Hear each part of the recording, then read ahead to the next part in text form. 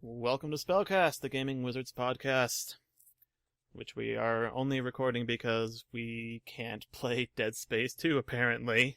Yeah, probably a good place to start. So, we're going to try to record some gameplay, because we haven't done that in a couple years now. Yeah, well, The last game we recorded was Okami, and... well, no, we Right? did Keep Talking and Nobody Explodes. Oh, yeah, right at the start of, 21, so it's only been, a year. It's still been Well, a and while. we played Worms, sometime. That's right, we did have a couple of random things. I still feel like that was a while ago, though. It was a while ago, because we thought, oh yeah, this will be, we're gonna get back on track and, regularly recording stuff and, Oops. get back more on a schedule, and that still didn't happen, so we were like, okay, fuck that, let's stop promising that we're gonna keep doing that and just hope for the best, just right? see where things go, because, we've always had, a spotty schedule anyway, and nobody even watches this channel, so it's really, what's the point of even trying to...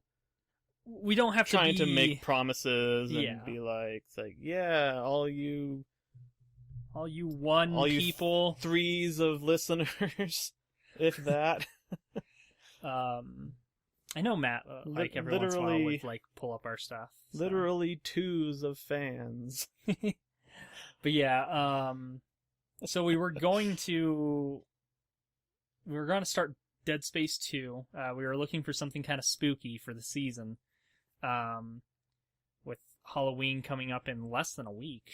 Yeah. But yeah, we were looking for kind of something seasonally appropriate, get started on, and we're gonna get started on Dead Space 2, and the game will not open. It's not launching, or it is, but it's not opening. It's doing a thing where it keeps forcing it to minimize, and no matter what you do, it won't actually come up. And we tried some fixes for that. They did not work, so... Yeah, apparently it's a common enough problem that there are multiple fixes that people have suggested for it. And in typical fashion, they don't work for us. Yeah, none of them work. Yes. That's always how it is, isn't it? Because it's okay, I'm having this problem. Google, how do I fix this problem? Google says, oh, lots of people are asking about this problem. These things worked for them. It's cool, I will try every single one of those. Every single one of those did not fix my problem. And then it's you either give up or you keep trying other random stuff and hoping that works. And, yeah, we ended up giving up because at that point it's fuck it, let's just look for something else to play, and we spent so much time looking for something else to play and talking about random shit while we were doing that, so we were alright, fuck it, let's just do SpellCast. We should be doing SpellCast now, because apparently we're not playing anything today. Yeah, not for lack of trying, though, so, yeah. Yeah, we tried, we were scrolling through my Steam library a little bit, kind of looking at what other, horror, or at least stuff that kind of has that same theming, options we have, and then I was looking through, my wish list of, stuff that, could be options, and we were just kind of, not really anything was jumping out at, I think, either of us, of being oh, yeah, we should definitely do this. It was just kind of a couple of maybes, maybe this, maybe that, maybe Doom, maybe Alan Wake, maybe, maybe Fear. Maybe Resident Evil Village. Yeah. Have you experienced Village at all? Yeah, I played it. I beaten it. Okay. Yeah, played through the whole thing. Gotcha. I've not played it myself, but I have been there for a full playthrough, so... Well, I played a little bit of, New Game Plus, but... I've never been super into Resident Evil, but I liked 7 and 8. Just for the... Because it was more horror than action for the most part. There was still, shooting and stuff, but... Definitely... I liked the setting for 7, and yeah. I liked 8 for reasons. Reasons? Yeah. I mean, come on. I think I only found out that those reasons were in the game was because everybody was drawing that character, and I'm like, oh, who's this character? Oh, there's a new Resident Evil game coming out. Who's this 9-foot tall vampire lady? That's basically like I was seeing like so much like art of her all of a sudden. I'm like, okay, this is a character from something. What is this? It's like, oh, there's a new Resident Evil game out. Oh, she's like the antagonist. It's about the power. Yeah, sure, Mark. But yeah, no, I did also like it, like just the general like gameplay. Yeah, I think the direction they're taking the story in is really interesting. If the whole game could have been like the escape room from the what's her face, the doll lady. Yeah, that section was cool. It would have been like a perfect horror game. But yeah, I mean, as far as the rest of it goes, like it's Resident Evil. You have your horror parts and your shooty parts, and yeah. But, usually they're a little better blended. Yeah, like 7 did a better job of like blending it together for the most part. 7 I always appreciated because it had a very natural ramp up of like, because you're starting as a character who has no idea what the fuck is going on, and you're just trying to survive. But as you go, you kind of build an arsenal, and you hit the like fuck it point where you're just going in and blowing people away. And like it has a very natural like curve from like the horror into the action. Yeah. Where like it feels earned. Like by the time you're at like the part where the game just feels like action and the horror has kind of run its course, like the character is also fed up with this bullshit. Yeah. Like so it had a good feel in that sense. It kind of felt like it earned its action-y segments. Resident Evil, similar to Silent Hill, has always been one of those series that like I've not really played much of, if any. But like I'm always fascinated by like the world building and kind of the lore and like its place in just like horror video game history is always interesting too, and like a lot of the stuff that came out of those games. Yeah, like 7 and 8 are the only Resident Evil games that I've like actually played. Like I played a few minutes of Resident Evil 1.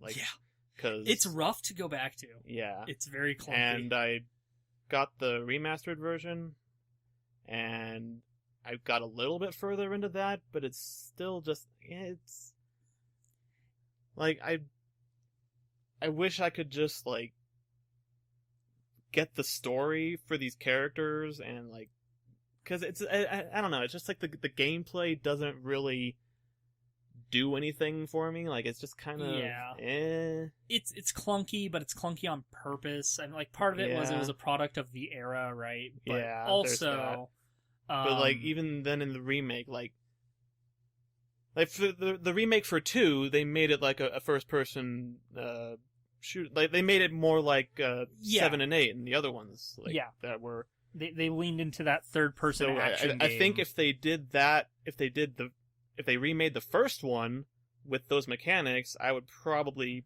be able to, get through it. And I know there's so like there's a version of the first game that they did like it has like a more modern control scheme, so like you don't have to use the tank controls. It has an option to use like regular movements. I don't remember which version it is, but like in a lot of ways, that was part of the horror of the original game, was that like you didn't have like full control. It was that kind of like horror from like the loss of control of the situation, and like the clunkiness kind of adds to it. And when you remove that, the overall like the game plays better, right? Like it's easier to play through. It doesn't feel as clunky, but it's less scary. But like it ruins some of the atmosphere. Yeah. So it's just it's kind of interesting the like weird middle ground the first game sits in because of that, of like part of the atmosphere is the clunky controls, but also the controls are clunky. Yeah, like yeah, it's like, if you're used to, like, at the time, you know, like, it was probably a particularly scary game, you know. I think they, like, even coined the term, like, survival horror, because it's, like, in the introduction, it's like, you are entering the world of survival horror, or whatever. Yeah. So, you know, it has its place in, like, gaming history and nostalgia and all that, but you know, the general mechanics have, I don't think, aged well, because, like, even in the remaster, so it's not just the graphics, because, I mean, the remaster looks great, and it definitely is more atmospheric, and it's, you know, like, it looks better, so it looks more realistic, so it's more scary, but the mechanics and the perspective and everything,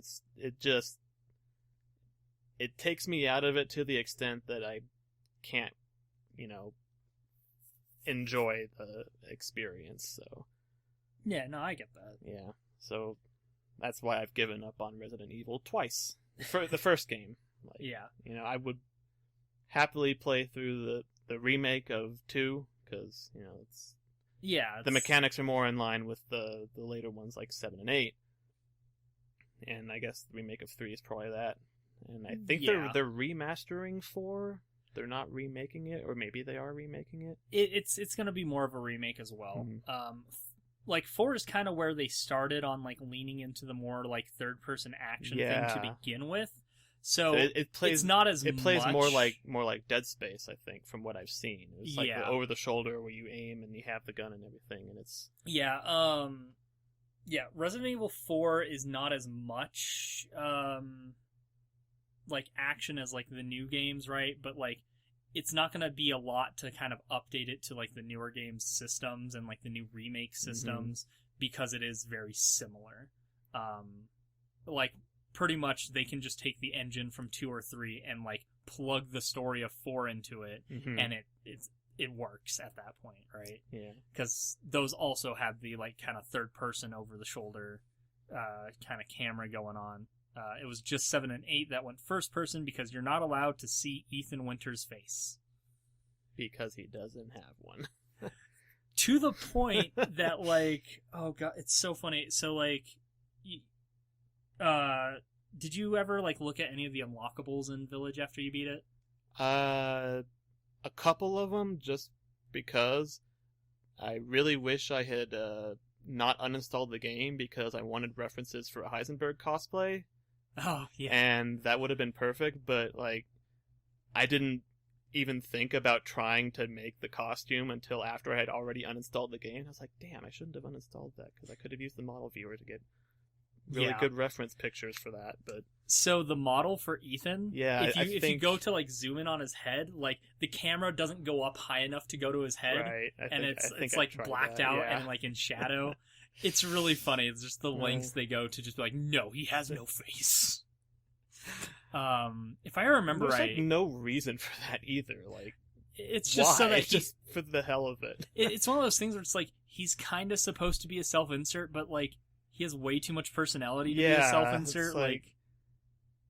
Like I guess maybe they started out as, you know, maybe he didn't have as much personality, so the player could be like, yeah, this is me. These are the things I would do in this situation. And then they were like, no, he needs more character than that. Like, this isn't like some indie horror game where it's meant to be anybody. You know, it's like, this is a character participating in the story, so it's like, he should have some character. Oh, God. And then they just, for whatever reason, decided to make him faceless. Yeah, it's really funny to me. They didn't want to design a face because they were too busy with the rest of whatever they were doing. The funny part, too, is, like, I think people actually, like, went in and, like, removed, like, the shadow from the model and stuff, and, like, he does have a face. It's just, like, generic everyman male protagonist face, like, which is kind of what you expect, but it's funny that they go through, like, the lengths of hiding it, like, just for, like, the... I mean, I could see the theming or like, something. The only reason I can think of to do that is if if what he looks like is relevant in a later game.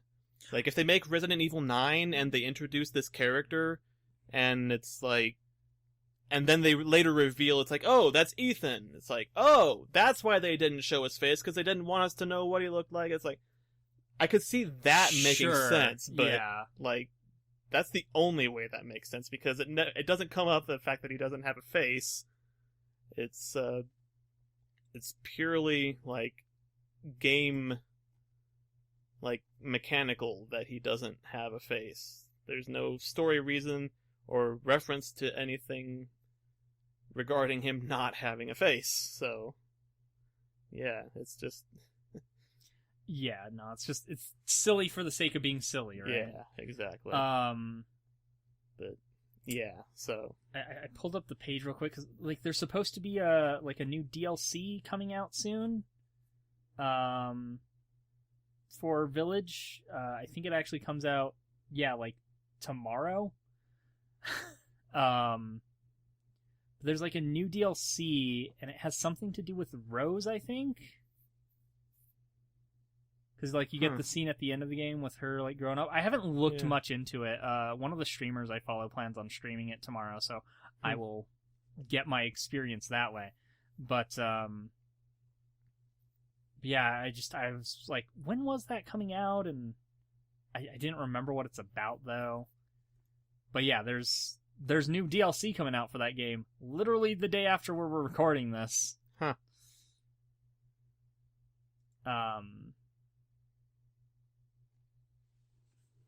I wish the game was on a bigger sale. I would pick it up. Because I do want to actually play it for myself. Even though I already know, like, everything that happens, and I know the story, I've experienced most of it, but it's like, I still want to play it. It's one of those things where it's like, if you're not a diehard Resident Evil fan, where you're, like, super familiar with all the lore and all the characters, even spoiling the entire plot of this game won't, like, matter. Yeah. You can still have fun, like, experiencing it, and... Yeah, the gameplay itself is just good. Yeah.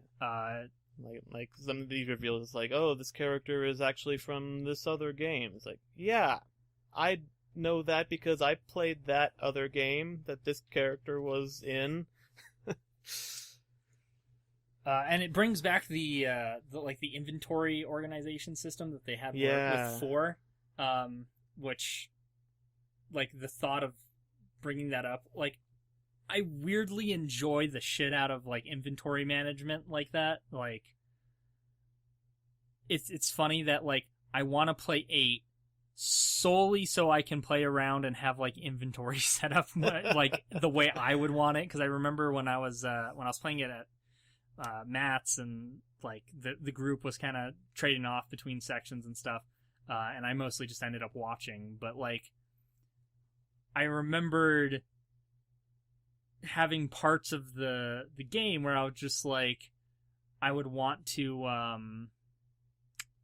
like mess with the inventory, like someone would pull up the inventory and they just kind of throw stuff around. I'm like, it's not organized enough. It could be nicer. This is an inefficient use of space. Yeah. But on that note, though, it reminded me.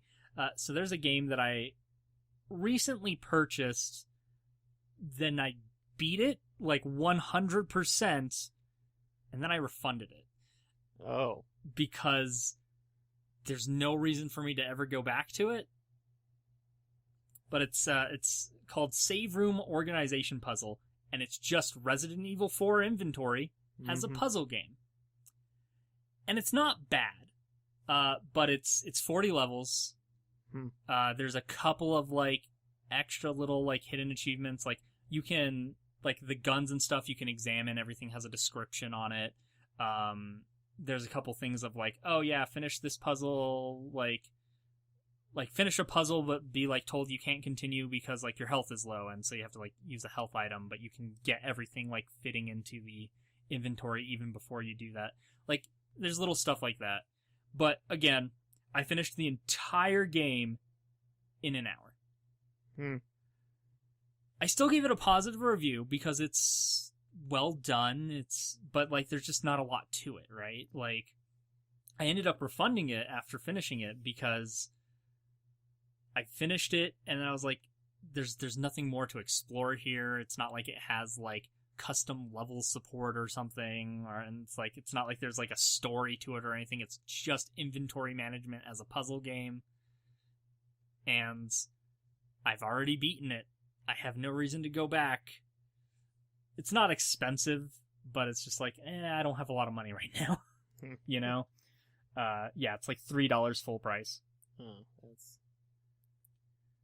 even that seems like a bit of an ask for what it is. Yeah, like, it's very much one of those games where it's like, I think it's a fun time. Like, if you play it, and if you like that kind of inventory management, you'll enjoy yourself playing through the game and solving the puzzles. They're not too obvious, but they're not too difficult. But you'll finish the game in a sitting, and then you'll just kind of be like, all right, moving on. Good in concept, and I think if you like expanded on the idea, because it does have like a lot of the like the Resident Evil stuff of like, oh yeah, you can combine like the plants together to make like the better like health items and stuff, and like it won't let you finish a level if your weapons aren't loaded. So like you can like tell it to load weapons, so you can combine like ammo with guns. So it won't let you finish if the weapons aren't loaded and if your health isn't full. But it also has things of just like you have to use everything. So it's like you will have times where it's like, in order to fill out your inventory, you have to eat like a bad egg to lower your health so that you can take a health item. Oh, okay. So like, there's more puzzle to it than it looks like at first. Yeah, there's just enough depth in there to like keep it interesting throughout those 40 levels, but it still isn't very long. But it's a good time, and it just like reinforces that like need in me to be like, I want to play one of the Resident Evil like games that actually has that inventory management system. Part of me is like, maybe I'll wait for the 4 remake. And part of me is like, I could just play 4 because I have like 3 versions of it. Yeah. It's funny.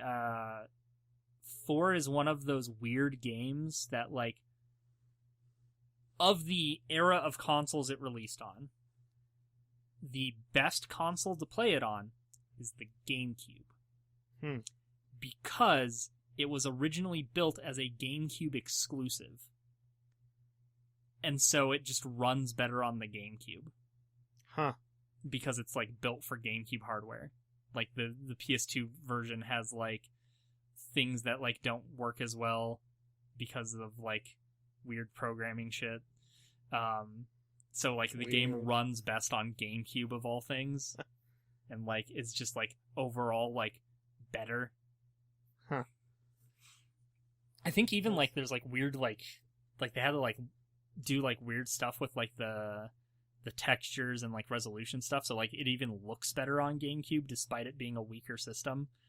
It's weird because it's made with that hardware in mind. So yeah, it's easier to go from like it's easier to go from like more to just directly port something from a weaker system onto a stronger system than it is to try and port something from like if it was originally made on PS2 and it had slightly higher resolution textures and the GameCube wouldn't be able to handle that and they had to go like the other way around, it would be like a lot harder to do than, you know, it's like, oh well, if the GameCube can handle these textures by default, then it should be no problem to just directly port it over. Yeah, because I mean, it's like if this relatively low memory or whatever can handle these textures, then the higher memory system should be able to handle it no problem.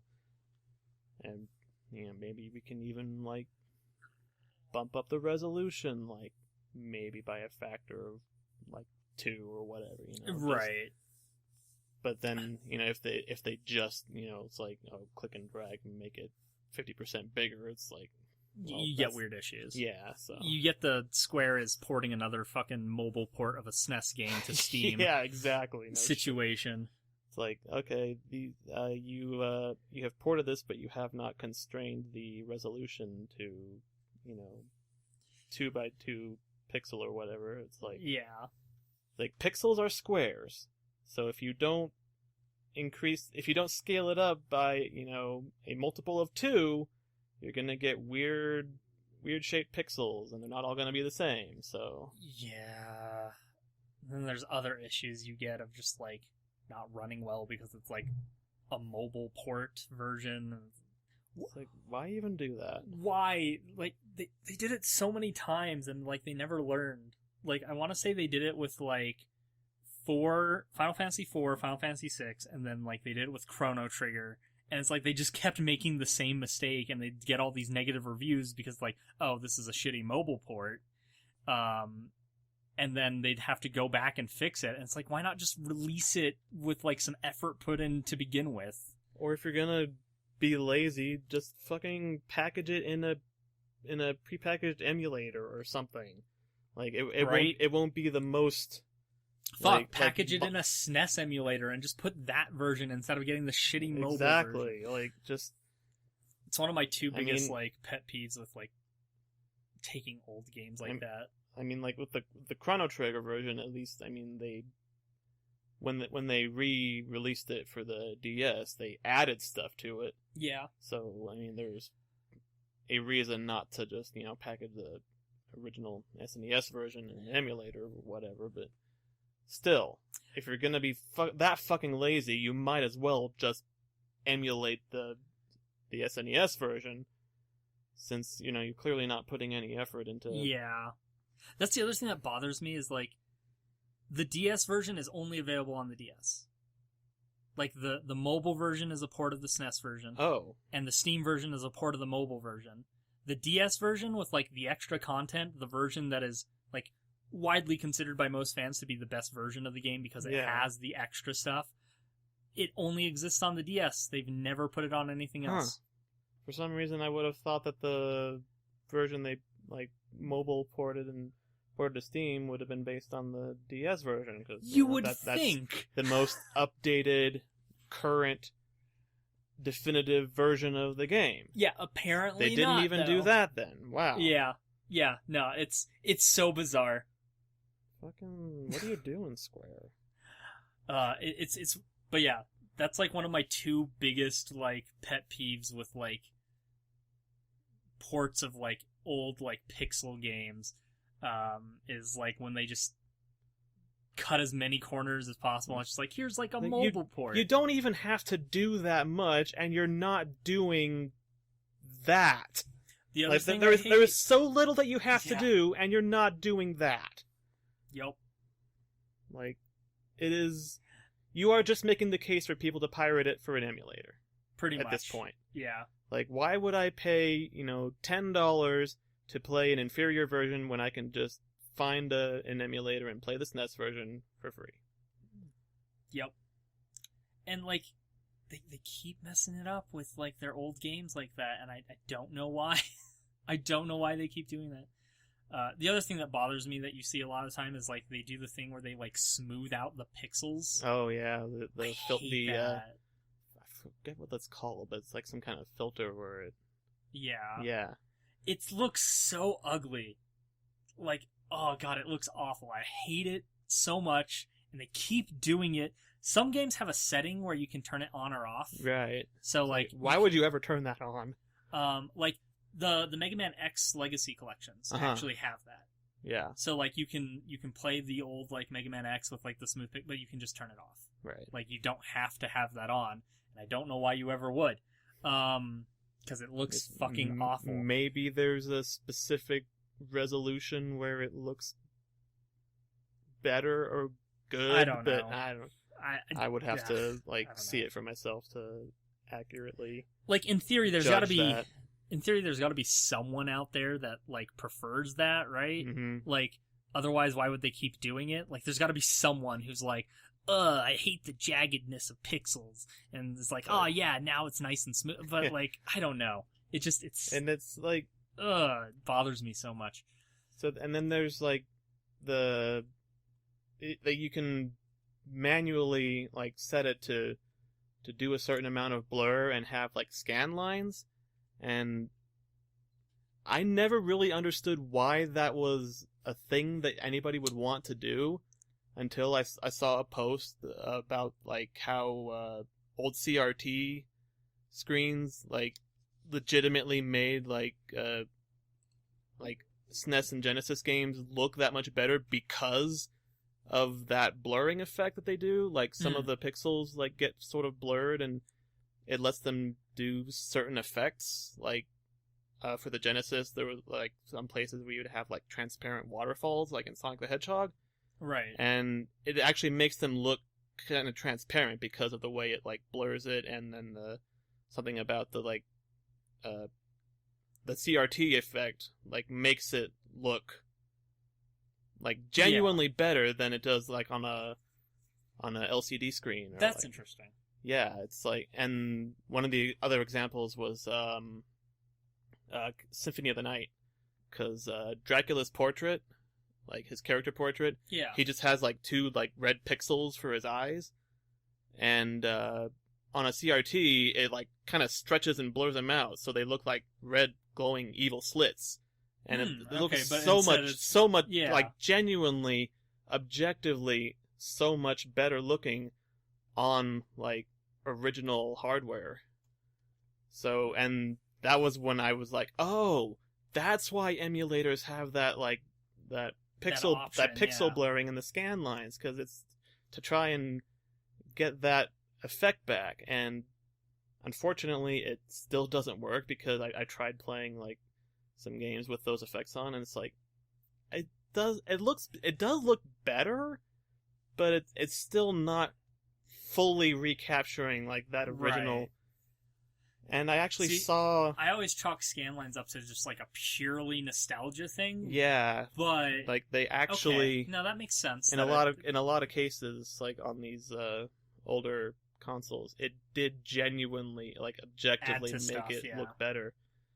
That's and cool. Another example was like some of the games that use like the 3D rendered character models to sprite animations, like Donkey Kong and the Mario RPG. Yeah. Like the sprites just look better, like with that blurring and scanline kind of effect, because they're supposed to be kind of 3D looking, but they're limited to pixel art sprites. Right.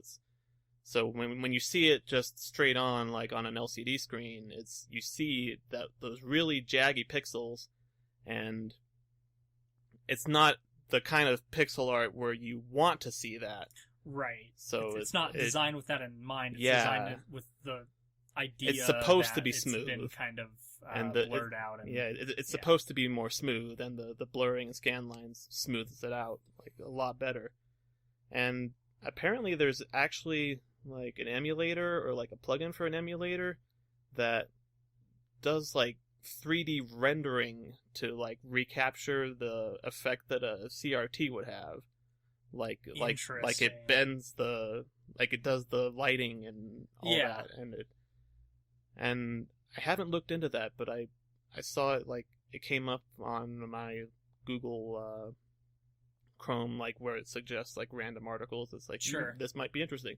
It's like, oh, thank you, Google. That is actually very interesting. Thank you for finding the nut as a blind squirrel. Thank you for doing something right for once. Yeah, so I like screen capped that to remind myself to look into that later, and never got around to it, but yeah. Yeah, that's how that goes. Yeah. So, but yeah, so that's emulation, and why it's better than, buying an inferior version just to support the company that clearly doesn't care. Really, none of the people who actually made the game are probably still at the company, if they're even still alive at this point. Sure. Like, yeah, no, most of those people have moved on. Yeah. With the exception of, like, people who do, like, music a lot of the time. Yeah. Tend to be the same people. They tend to stick around. But... They tend to stick around forever. Yeah. Though I do think I think a lot of like the old like Square musicians have like moved on. I'm not 100% sure on that. But yeah, I think it's maybe not. It's a little ridiculous for these companies to keep like basically re-releasing. They're already emulating it, so it's like right. Like, hey, you can't play this unless you give us $5. It's like, fuck you, first of all. I bought this game back in the 90s. Yeah. I could play it on the original hardware right now if I so desired. But it's more convenient for me to play it on, like my PC here, where I have a whole bunch of other gaming things on there, and, it's just more convenient. It's so, listen, Square, I'm gonna level with you. I've bought Final Fantasy VI like 7 times. I don't know if I need another version. And I certainly don't need to keep paying you for access to it. Yeah. It's like... It's silly. And like, even if you don't already have like the original version of it, it's like... Emulators are fine. Buying it secondhand at like a thrift store or a game store. Yeah. It's like why is that so much better than just emulating it? Yeah.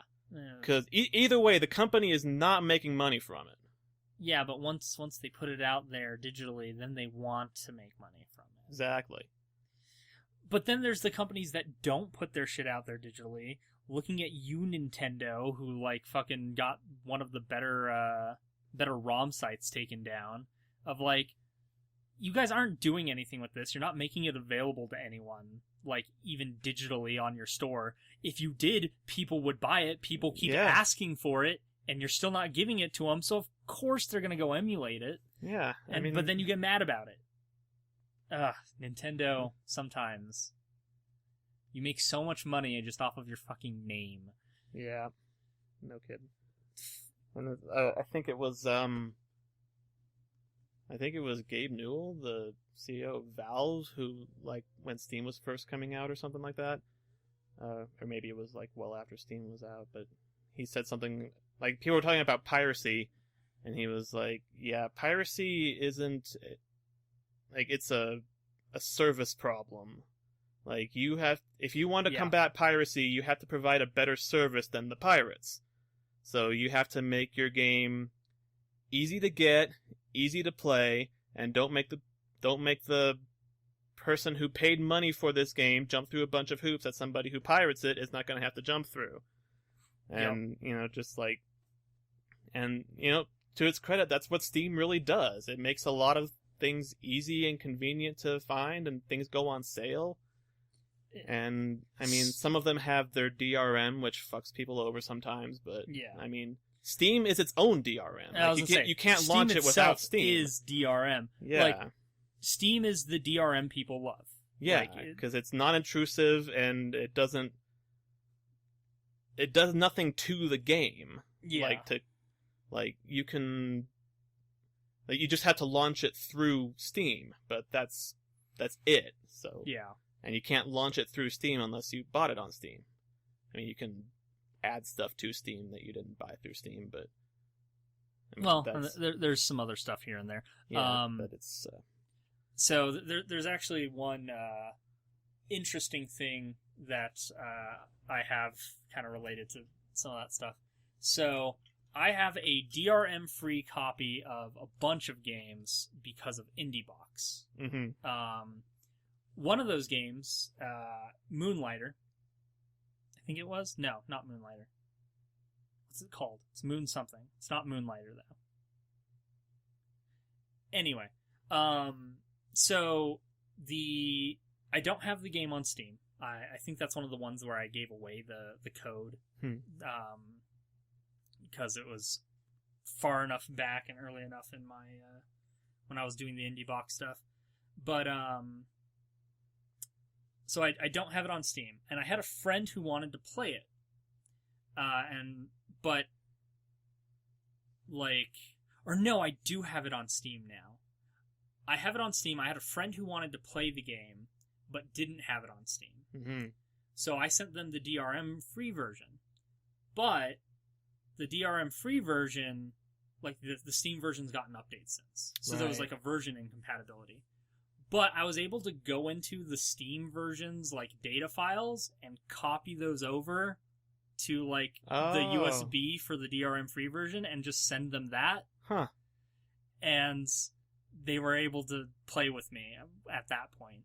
So it's interesting because it's like you can, if you have like an extra copy of the game, you can still kind of like shuffle it around. Yeah.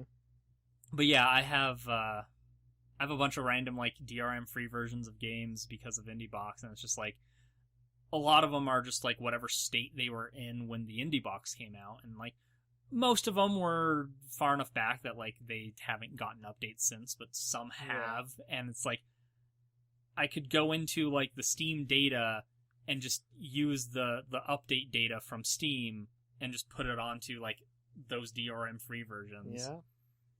Which is interesting to me. It's a weird like middle ground of like I could get away with like not using the Steam version, and I just need like a way to update those games. Which also actually is another point in favor of Steam and all the other digital storefronts is it makes updating it keeps easier. everything organized and it keeps everything up to date. And yeah, I mean you're not going to get that with the pirated version of any game. Yeah. And you'll have to like wait for someone to like pirate the most recent update, and maybe people aren't doing that anymore, right? Like and there's also the fact that you're not going to accidentally download a virus, but yeah, that too. But I mean most well-known pirating sites will not want to do that anyway, though, because I mean it's like, what's the point of like uploading viruses and malware and shit? It's like if you're just gonna scare people away and put them off of downloading from your site, and then they just use other services, and so it's all most of the bigger ones are a little less. I don't know if I actually know any pirating sites anymore. I never actually used one. I remember. I know the Pirate Bay. Like that's I'll say that's the only big one that I really know of. But I mean, I remember unless you count like ROM sites that have like emulation and stuff. But I don't know if I count them. That's a legal gray area. It's a gray area, yeah. I think I used Pirate Bay once, maybe twice, to find an accessible way to watch like the English dub of a couple of anime.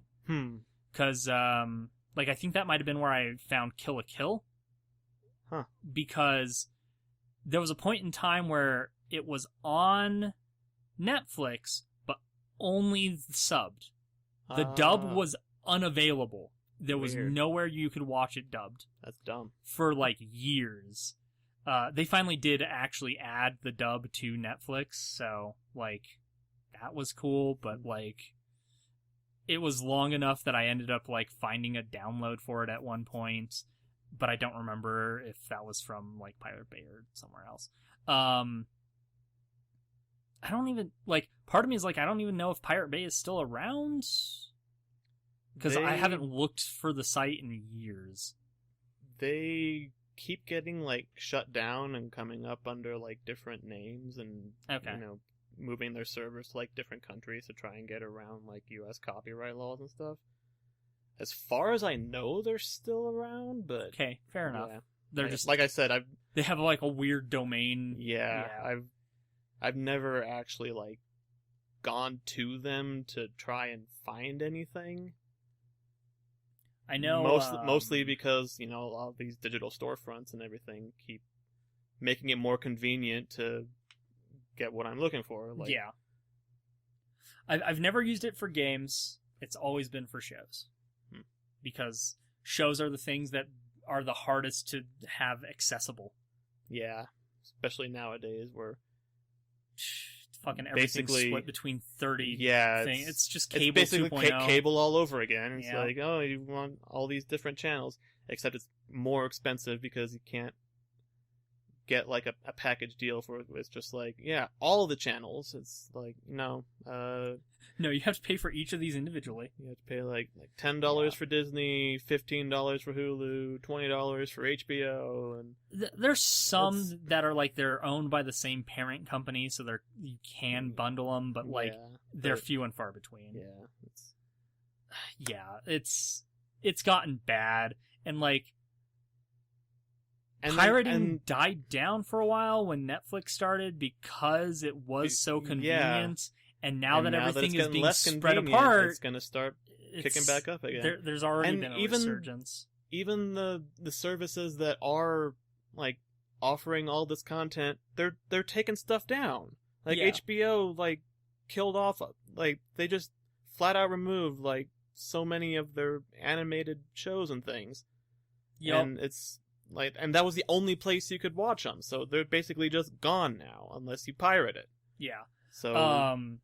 Fuck you, HBO. I mean, like, I don't even have a subscription anymore, but like on one hand, I understand that like licenses to distribute like expire, and sometimes it's not worth refreshing those, and okay, sure, whatever. But on the other hand, there is media that currently is just lost. So for a while there, Netflix had Full Metal Alchemist and Full Metal Alchemist Brotherhood. Right. I think Brotherhood is somewhere else now, like it's on Amazon or something. Like because Netflix, like their thing for it ran out. So like Brotherhood, you can still watch somewhere. I don't know if it was still on Netflix or if it was somewhere else. But the original Full Metal Alchemist is nowhere. It is dead. It is lost. Nowhere has the original Full Metal Alchemist to stream currently. Like legitimately. Cause I'm sure Kiss Anime probably still has it, or whatever the... Yeah. Whatever their new... Whatever their current domain is. I'm pretty sure it's always still Kiss Anime, but it's like, is this kissanime.ru, kissanime. Whatever, yeah. Yeah, that's another one of those ones that keeps jumping. Then there's the ones where it's like, you thought this was Kiss Anime, but we are just a malware site pretending to be that because we know what you're looking for. It's like, fucking really? Come on, man. Yeah, that's a thing too. Which is frustrating. And then, it goes back to the whole, it's like, don't accidentally download a virus from, Steam, because, Steam is reputable and legitimate, as opposed to, like, the Pirate Bay. So, and the dog's freaking out. Someone's home, so the dog is freaking out. Let's see what time is it. It's probably my dad. But yeah.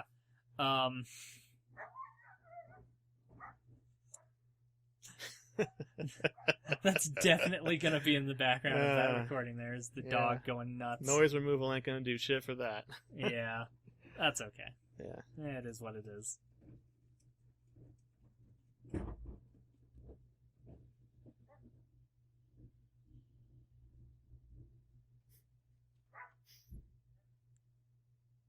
So Thursday's trash day on our street. Yeah. So the trash cans are getting moved up. But yeah, I don't know. I wish there were some things that were more easily accessible in like legal ways, especially when it comes to shows.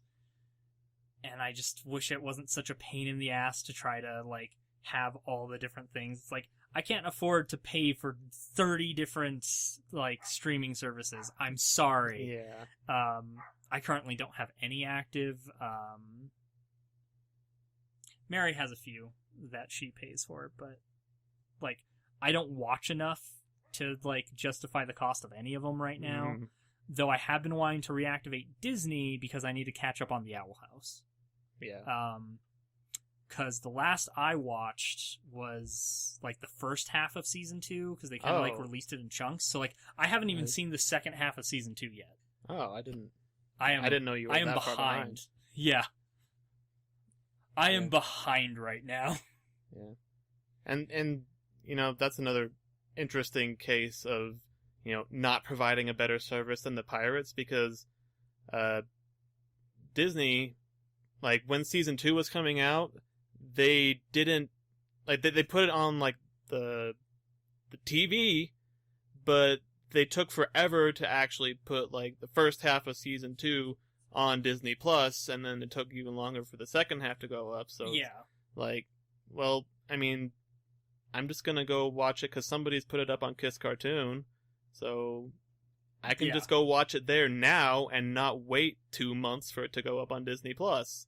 Yeah. So it's like, I mean, it's not even really technically piracy at that point because I'm still paying for Disney Plus because I still watch other stuff on there. Yeah, I just don't want to wait for, stuff that's currently coming out to go up.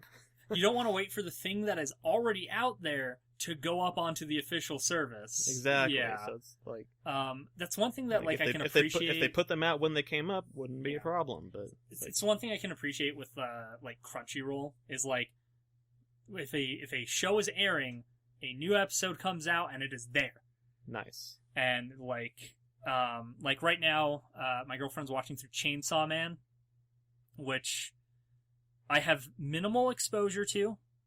It is something I want to watch, and it is something that I am willing to recommend, even though I haven't watched any of it, and I have minimal exposure to the story. I know enough about it to know it is worth looking into.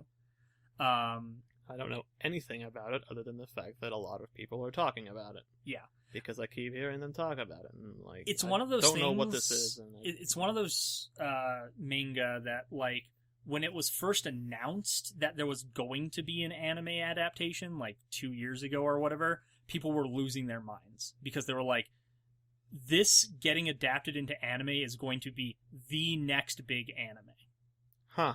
Like people were hype about it before the anime even before we saw a single frame of actual animation, just from the announcement of like this is getting adapted. Wow. Which is like kind of why I know about it. Huh. Is because I had heard about it through like people who read the manga and who were really hyped about it. So that's how I heard about it, and then my girlfriend read through it and she's all caught up on the manga, and now that the anime is coming out, she's watching the episodes as they come out. And they started, I think they're on episode 3 right now, and they started doing the dubs. So dubs are on episode 1. So it's a couple episodes behind, but like they're still coming out at like that same pace. Mm-hmm. But like it just started airing this month. And I look forward to the English dub being out so I can watch it. Yeah. The other one that I want to... Actually, we did sort of watch it one day, but we were also playing board games while we were watching it, so I wasn't paying a lot of attention to it. But Jujutsu Kaisen, also really good. We went and watched the movie. So they did a movie that... like a lot of times when they do those like shonen anime movies, they're just kind of like... It's like, oh, this is filler made up for... First, or it's like the summary of like the first half of the show or whatever. Yeah, but, like abridged. Yeah, you get a lot of stuff like Madoka did it, Code Geass did it, Gurren Lagann did it, where you have like the movies that just retell the series, right? And then you have stuff like Bleach, where it's just like, these are side stories that aren't really canon, they just kind of use the same characters. Dragon Ball Z does a lot of that. Yeah. The cool thing about Jujutsu Kaisen movie, Jujutsu Kaisen 0, is that it is a prequel to the series. So, like, you don't have to watch the series or know anything about the series, really, to enjoy the movie. But also, it's based on a manga. So, like, it's based on, like, a light novel or something. Like, it's legitimately the actual prequel to the series, and they just made a movie out of it. And it's a very good movie, even having, like, little to no knowledge of the series. The movie stands on its own as just, like, a good action anime movie. So that's one that I want to like go back and watch again and pay a little more attention to, because like there are definitely parts that I picked up on that I enjoyed, like when we were watching through the series, but like I didn't absorb all of it, right? Because I wasn't paying full attention to it, but I like absorbed enough to be like, oh, I know this character's a badass, and I know this character's a badass, and this character's the main character, and, like, he can do some badass stuff, but, like, he doesn't have, like, control of his powers yet, because this is shonen, and that's how all of that shit works. But, we have a lot of figurines from that show now, because they have been getting collected. Nice. I really wish we had someplace to, like, actually display our anime figurines, because we have some pretty sweet ones, but they're just all up on this bookshelf, like, piled together.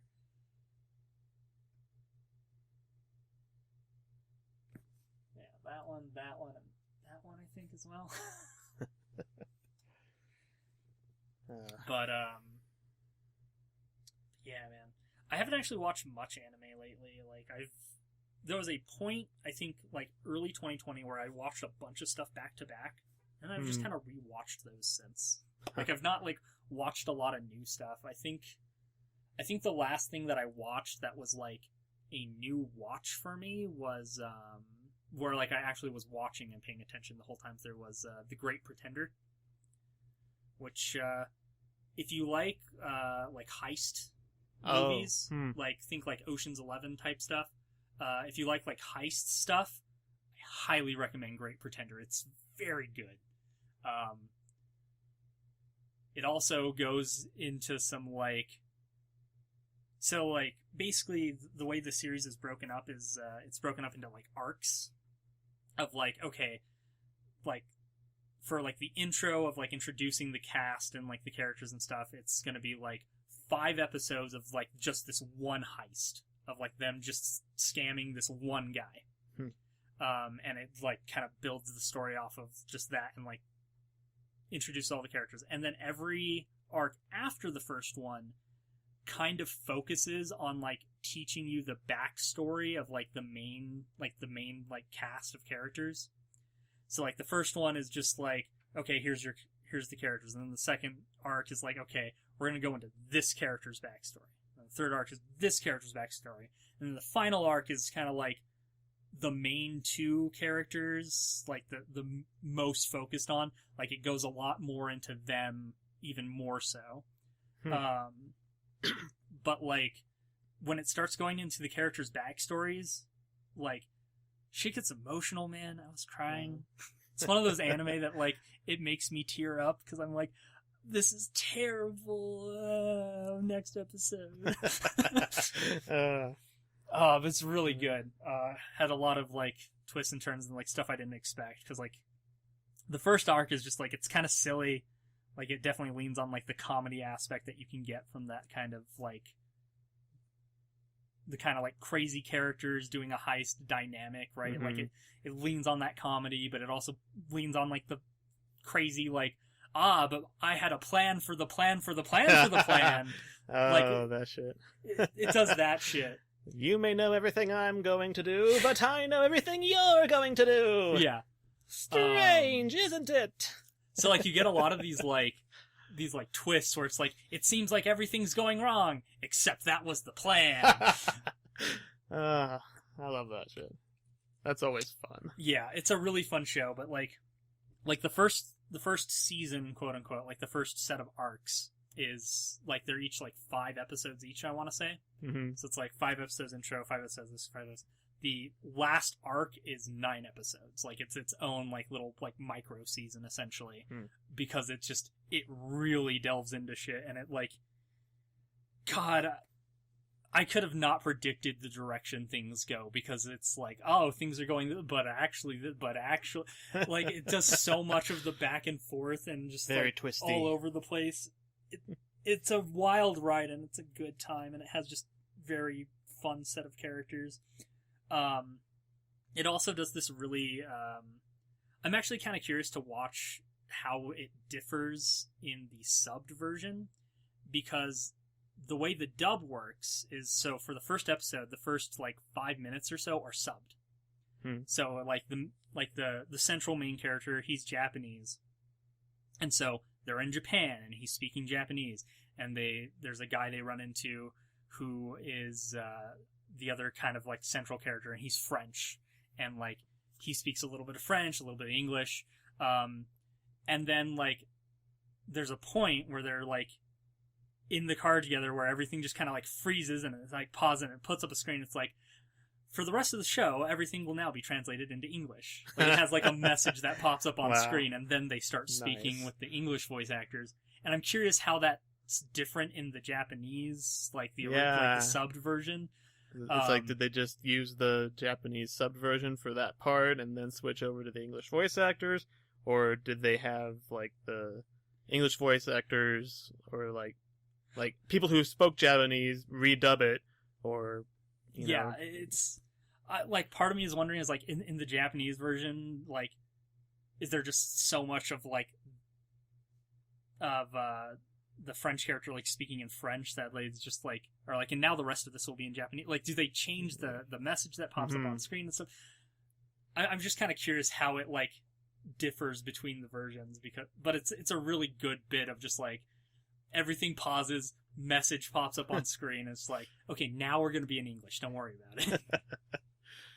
But the first, like, 5-10 minutes or so are, like, subbed. Probably 5 minutes. Huh. But, yeah, it's a good bit that they, like, make a joke out of the translation in and of itself. But, very good show. Highly recommend it. So it should still be on Netflix. It's one of the, like, Netflix originals kind of things. One of those, huh? Yeah, that's not going anywhere then. Unless, you never know. Unless they really decide they need, like, the server space or whatever. Yeah, usually they hold on to those, but every once in a while they drop something weirdly. Even though they funded it. Weird bastards. Like, I mean, I can understand not making new seasons, but to just completely throw it away, that just seems like a bad time all around, because, I mean, you've basically just wasted all the time, money, and energy producing it in the first place, and now nobody's even going to see it. You might as well just leave it up there so at least people can watch it. You would think. Even if it's not doing stuff like even that, if it's not doing the numbers that you were hoping for, it's like, some numbers are better than no numbers at all. Yeah. Netflix also has this problem of just, like, they release too many things, and they just release it all at once, and so it's like, people, like, they can't just, like, there's no time for it to stay in, like, the conscious, right? Yeah. Like, there's no time to talk about it, to be like, oh, hey, did you see the latest episode of blah, blah, blah? And, like, try to, like, you mean the latest season? And, like, try to predict what's coming out. It's just like, oh, yeah, did you see such and such? It's like, nah, sorry, I didn't have 8 hours to, like, watch it and catch up. Yeah, no kidding. Like, I still haven't watched the most recent season of Stranger Things. I just haven't had the energy to sit there and watch through it. I haven't seen it either, because I don't have a Netflix account anymore, but... Yeah. Also a good reason. Even still, like, nobody's talking about it. Like, everybody was talking about it, like, the week it came out, and then it was just, and then like... it's gone. Yeah. And I've seen, like, one meme that I didn't get because I hadn't seen it, because it was, like, from the latest season, and it's like, okay. I have no context for this. I don't know what this is referencing, other than that it's Stranger Things, because I recognize that character, but this is, like, 3 new characters doing something that I guess is a joke from the show or something. Yeah. But yeah, like, nobody's talking about it now. So I definitely saw a slightly more consistent, for like a couple months, conversation about it, just because there's a community I'm a part of that's like, that's the kind of media, like, they get into. So, like, people were talking about it a little more during that, but, like, again, mostly, like, after that first week, it was mostly just sharing memes. Yeah. You know? Like, it just kind of devolves into that. There's not really, like, a conversation to be had. Same thing's happening with that Cyberpunk Edge Runners, where, like, that came out, and there was, like, a bunch of conversation about it for, like, a week, and now it's just memes. It's another one that I need to get around to watching. I actually really do want to watch that just because it's Trigger. That's my whole reason for wanting to watch it, is because it's Trigger. I don't really care about, like, the cyberpunk. Like, I care about cyberpunk as a genre, but, like, cyberpunk itself Like the franchise. Like the franchise is like something that I'm kind of like on. Which it is now a franchise, I guess, because... Yeah. Well, it was a franchise before, though. Yeah, Wasn't it? Because it was like a tabletop game. Yeah, it's a tabletop RPG, and then we got the game Cyberpunk 2077, which had its issues. Yeah, I've been meaning to look back into that and see if it's playable yet. It should be. As far as I heard, as far as I know, it's like playable now. Yeah. Maybe when next time it goes on sale or something, if it's not currently on sale for like ridiculous, but yeah, it's worth looking into. I don't know. I keep like stuff I want goes on sale, but I'm like, I'm not gonna play it right away. Why would I don't know if I want to buy it now, even though it's on sale. It's gonna be forever before I get around to playing it. So it's like, why blow the money on it now when I can? If you ever get around to playing it too, right? Like just because I want it doesn't mean I'm gonna play it right away. Yeah, like what's my Steam profile at? Because I have like so many. 800 games. Yeah. I haven't played well over half of those. Yeah. And there's some of those I will probably never play. Yeah. I even have a category, like, probably never gonna play, where I just dumped a bunch of games that, like, I think they came in, like, bundles, or, they were free or whatever. It's like, I have this, I'm probably never gonna play it because I just don't care. Or it's, like, part of a franchise that I don't care about, or... Yeah, there's a lot of stuff that I have like that. What I did was I just started hiding them. Like it's the stuff that I uninstalled it and I just hid it from my library. And then I also there's a lot of stuff that either I played and I'm not going to go back to. I have one for those too. I just don't think I'll get around to playing it anytime soon if I get around to playing it at all. Because I used to just install everything I would buy, right? Because I have the hard drive space. I have a 4 terabyte drive specifically for the Steam library. But it was starting to actually get full, and so I started uninstalling stuff that I either beat and I'm not going to go back to, or stuff that I don't think I'll get around to playing ever. And now I have set my library to there's a button to only show stuff that's ready to play. So anything that isn't installed isn't showed. Nice. And it just it cut down a lot of what displays in my library, because if I go to my favorite section is RPGs and dungeon crawlers. That's a lot of games. Yeah, so a lot of games, but if I set it to just show what's installed and ready to go, a lot less games. Yeah. Suddenly becomes manageable. Goes from 80 to 30. That's a whole 50 games that I just don't have installed. And that's not including stuff that's completely hidden from my library. But yeah. I don't think I've hidden anything in my library. Because, I like to go through it and look and see, oh, maybe I'll play that. Maybe I'll play that. Maybe I'll play that. Even in the folder that I set up, that's, probably never going to play these, I'm I might want to look through there and see if there's something I might want to play someday. Sure. But I also have, half as many games as you, so... Yeah. It's not as big a...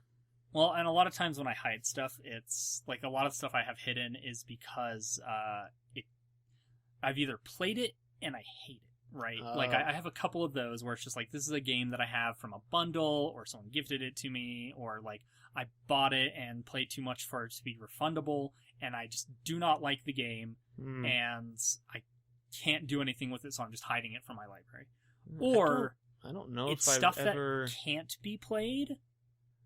So Battleborn is a good example. Oh, yeah. Right? Of just there's no servers. It's an online only game. Yeah. Even the single player stuff needs the servers. It can't be played, so I just have it hidden. I just put that in a different folder. Dead games. Yeah. The graveyard. But I just Battleborn, hide that stuff. Duelist. Yeah. Yeah, Duelist. Duelist I actually think I still have in a category, because I missed that game. Yeah, I even still have it installed. I missed that game. I put a lot of hours into that game. Yeah, I just put them in that folder. It's oh man, I missed these games. I wish they didn't die. Yeah. There was another one. I think it was I think Battle Right like got shut down, and I played that for like maybe an hour, but I kind of liked it, and I was kind of disappointed that it got shut down. Yeah, it sucks when that happens. There's also some stuff where it's like you have the game and then like a updated version of it comes out and you get the updated version for free. Yeah, and then like I just hide the extra copy. Yeah, like I've done that with a few BioShock games. did that because like Yeah. So I have BioShock, BioShock 2, BioShock Remastered, and BioShock 2 Remastered, but they didn't remaster Infinite, so I only have one copy of that. Yeah, same with me. Like I have it didn't need remastering really. So. I think Borderlands also you have like multiple versions of Borderlands and like Borderlands Enhanced or whatever. Yeah, and then there's like Borderlands 2 and like Borderlands 2 VR or something. Like there's a VR compatible version. I never had that one in my library. I feel like that was a thing. I could be wrong. Maybe I'm going crazy. That's also something that happens. Is like I have some games that like get like VR compatible versions, and so it's like it's a separate launcherable, and like so I'll sometimes hide those too. One game that I actually recently brought out of my hidden category is Evolve, because apparently that's came back. Really? Yeah. Me and Tim were talking about it recently, where apparently the game came back. It's still unlisted from the Steam store, interesting enough, but apparently like it's kind of had like a minor resurgence, and so I was gonna look into it again because I really liked this game. It was a very cool game with a cool idea, and I will always be weirdly obsessed over the logo design. So like, I don't know if you ever got to play this. No, I never. Or like looked into it at all. I mean, I've heard about it and maybe seen somebody on YouTube play it. Like, I don't know, like maybe Achievement Hunter or Rooster Teeth, somebody from them probably played it a little bit. The whole idea was like it was asymmetric, competitive. Like, right? I know what kind of game it is. You had the 4 hunters, and like each one fell into like a certain role. Yeah, and then there was the one big monster. So if you look at the logo, it's 4 hunters, 1 big monster. Versus. It's such a stupid little like clever thing, and I love it's a simple logo design that perfectly just like shows what the game is about. Yeah, like it's dumb, but I love it. And I will always just like really appreciate like how well they clearly put thought into that. The game itself had balance issues, which is why it kind of died in the first place. They also, so I didn't know about this until like more recently. Tim was telling me about it. They apparently tried to make it like a competitive like esports thing. Oh, that. Which no, that's fine, right? Like that does a lot for online games. If you have that competitive esports aspect to it, it helps keep a game alive, helps keep a game relevant. The problem is how they did it. So because it was asymmetric, they set it up so that you got like a certain amount of points for certain things. So like for example, the hunters, every time they put up like the dome that like temporarily locks you in an area, every time they managed to dome the monster was like 3 points or something. The monster would get points every time it like evolved or like downed a hunter. But what it devolved into is there was the team that was winning all their matches. Both sides, monster and hunter. And they were like midway on the bracket.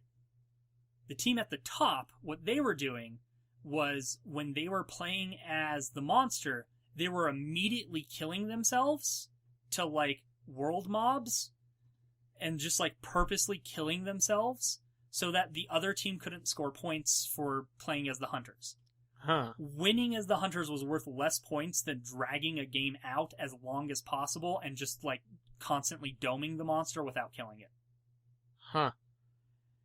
That's like people like optimized the fun and the point of the game because the scoring system was so stupid.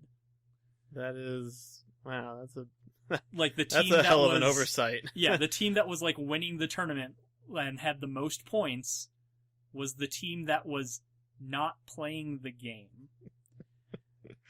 Which is so stupid. Yeah, that's...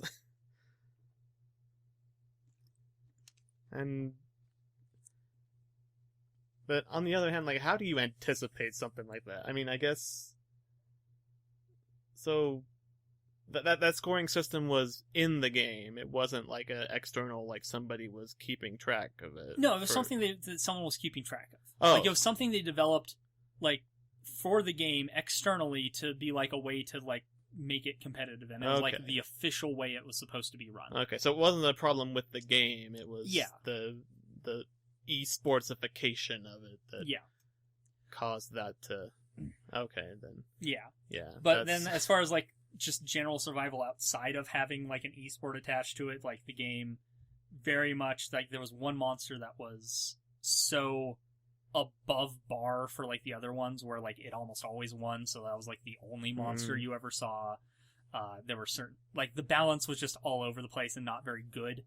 And I don't necessarily think a multiplayer game like that needs to be balanced, per se, but it needs to not fall into, like, a routine. Yeah. And that was the problem, is that, like, every game was the same after a couple games.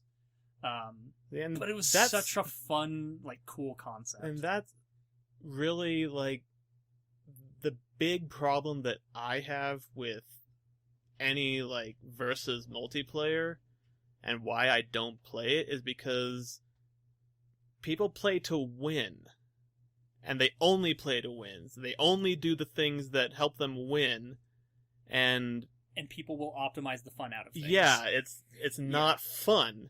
Because, I mean, if you don't have that experience with the game, if you're new to it, you're going to get your ass kicked by people who have optimized the fun out of it. And if you play to have fun, then you're not going to have fun, because it's, you know, people are only doing the same thing that only is for winning and not for having fun. Yeah. And then, of course, like, anything that's team-based, you're gonna have people, like, flaming you and telling you to kill yourself. Because how dare you try to do something that isn't the competitive meta? Exactly. So. How dare you be new to this game and never have played it before and not understand what the competitive meta is? You should kill yourself. Ugh. Yeah, so it's... Yeah. I mean, that's, you know, fuck Overwatch. Yeah. Because at least Battleborn had a co-op campaign that you could play single player. And a lot more fun and cool characters. And it had hidden Borderlands 3 lore. Yeah. Before Borderlands 3 was even announced to actually be happening. Yeah, and didn't actually connect with that hidden lore at all, I don't think. Or maybe it did, I don't remember. So like, the hidden message was something along the lines of, like, don't trust Tannis. Yeah. Basically, it was implying that there was something off about Tannis, which did kind of materialize in 3 in the fact that, like, it's revealed later that she is a siren. Spoiler for a, like, 5-year-old game at this point. Yeah, spoiler for a game that we have talked so much about that I don't think there's such a thing as not... Like, oh yeah, all these characters died, but it's a spoiler that another character is secretly a siren. Yup. God. Oh man. All right. So before we get too far, we can talk about Borderlands now. Yeah. I was gonna say, before we are going to start with that. We were going to start with that, but we had to bitch about Dead Space. Yeah. And then we had to go off on a tangent about piracy and emulating and... Yeah, no, everything flows into each other naturally. It's all planned. Yeah. But before this turns into another, like, 4-hour podcast, right? Just try to have, like a quick Borderlands discussion, because I've been playing Borderlands 3 again. Yeah. So... just the reason kind of why I started getting back into it, there's like an acquaintance, I would almost call them at this point, that basically someone I followed that does art and stuff, that I was watching stream regularly for a bit, and they've been playing through all the Borderlands games. And they recently have gotten, well, recently, quote unquote, it's been like a month, but like they got to 3 and they've been playing through 3 again, and it's like, it made me want to play 3 again. Mm-hmm. Like, even watching them play through parts of, like, 2 and stuff, like, made me want to play 3 again. Because it's just, like, I haven't finished all the content in it, still haven't. And 3 plays really good.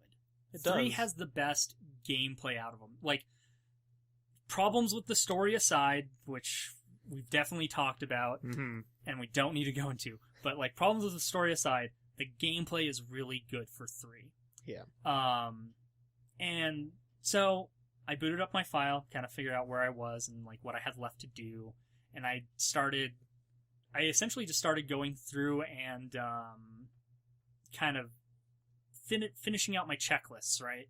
So, because, like, at the end of the game, you get the ability to, like, read the Iridian writing, and, like, I never went back and got all those. There's all the, like, trials you can find once you have that. Like, I never did any of those. So I went back and I've done all of that. I also, apparently... So I had this thing where, like, I was talking about it before going back to the game, and, like, I was like, I had this realization of, like, man, it's weird that there was no, like, of, like, the arena areas, because, like, those are, like, a big thing in the first and second game. Turns out, yes, there are arena areas. Yeah. We just walked past them, apparently, when me and my group were playing. We just completely sidestepped all the arenas. So I did all those, which some of those are kind of tough, even, like, post-game. But something I forgot about that I've been playing with, because, like, when I loaded up, I was like, oh yeah, this is a thing, is mayhem levels. Mm-hmm. I totally forgot about those between, like, when I had last played it and when I started playing it again. And I fucking love the mayhem system. So, I've always had this thing where I refuse to go into true Vault Hunter mode until I have finished everything. Right. And you hit this problem of, like, going through DLC campaigns where you're so far above level on them that, like, you just wipe the floor with the DLC campaigns, and you're not really getting experience very much, so, like, you're not growing much. Like, you don't really pick up new weapons because all the loot sucks. Yeah. You don't really get, like, new abilities because you're not getting enough experience to level up very often. And so, like, I never got around to maxing out a character in any of the games. Like, I've played through Borderlands 2 with, like, 4 characters in full, and, like, they all stop at, like, the same point around level 40 because, like, I try to finish all the stuff before going into true Vault Hunter mode, and I just kind of stagnate. Mayhem fixes that problem, because even just putting it on Mayhem 1, everything is scaled to your level, so all the loot is relevant. Yeah. All the enemies still are, like, enough of a challenge, right? And you still grow. Like, your experience points, actually, you get relevant experience, and you still actually grow in level. And so, for the first time ever in a Borderlands game, I've hit max level on a character. Nice. And it's kind of cool, actually being max level for once. But Mayhem levels also introduce an interesting exploit into the game. Is that right? So, all the loot you get, be it from a chest, from an enemy dying, or from the mail system they added in 3, is scaled to whatever level you're at, and whatever Mayhem level you're on. Mm-hmm. So, you can go to Sanctuary, just hang out on the ship, turn it up to Mayhem level 10, where the best loot drops, and open the gold chest. And suddenly all the loot you're getting is scaled to Mayhem 10. And then... Or you buy from the shops, which are also scaled to Mayhem 10. Or you go and you donate money to Moxie. And get the... And then every once in a while you get either the assault rifle or the SMG. Mm-hmm. And it's like a random amount between, like, 10 to 50,000. Like, it is not consistent. But the gun you get, as long as you're, like, above a certain level and, like, you're on Mayhem, is going to be worth more than what you donated to her. So you can just take those guns and sell them to just get a bunch of money. There's a lot of like weird little exploits. It's tedious, Yeah. right? Just sitting there donating money. But you can essentially just grow your money via doing that, which I did for a bit, where like it was just like, oh, there's this weapon in the shop that I want to buy, but I'm like a couple 100,000 short, so I'll just donate a bunch of money to Moxie real quick, make that money back, and now I can buy the weapon out of the shop that I wanted before it like disappears on like the timer. So it's nice for that, like but that's definitely like an exploit. Yeah. Also, turns out the SMG Moxie gives you is one of the highest damaging weapons in the game. Huh. Because scaling that bitch up to Mayhem 10, and I think at the time I was level like 65. I know I got one at level 70 as well, but like it was doing like twice the damage of my next best weapon, which also was scaled at Mayhem 10. Huh. So like I think my level 72 version, my max level version of that SMG that I have that I'm not using because of the drawback on that SMG has like I think it's like 45,000 damage.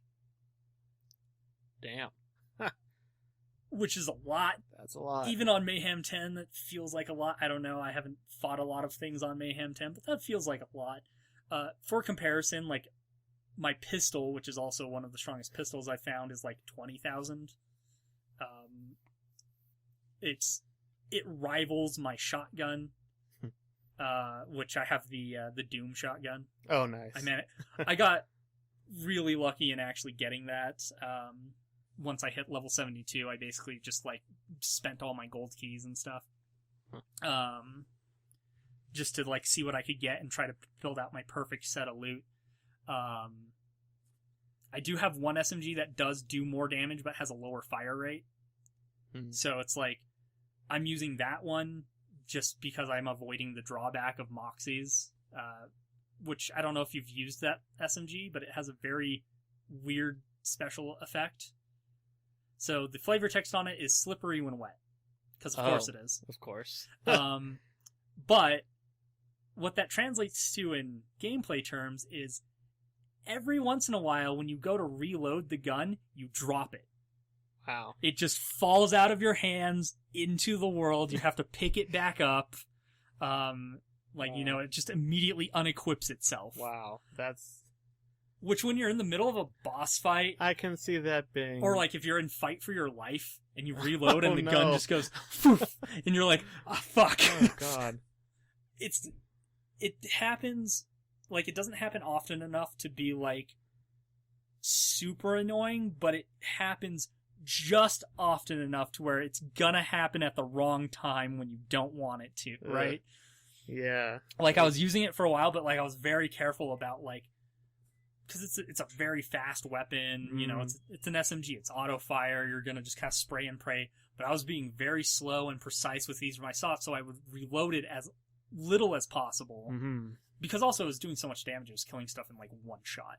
Wow. I was just like, oh, that's dead. Yeah. Oh, that's dead. But again, like, it was scaled to Mayhem 10, and I was actually playing at a lower Mayhem level. But, like, yeah.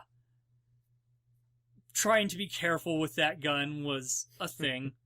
And it's why I don't use it currently and why I'm using a different SMG, because, like, I don't want to have that risk of dropping it, Right. even though that one has a much higher fire rate and still, like, comparable damage.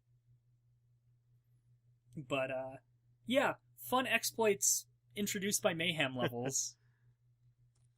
And that's not even accounting for all the fun other random effects you can get at certain levels, like... Oh, yeah. Besides just enemies being maybe slightly stronger, or if you get lucky, slightly weaker, or having different, weaknesses or whatever. Yeah.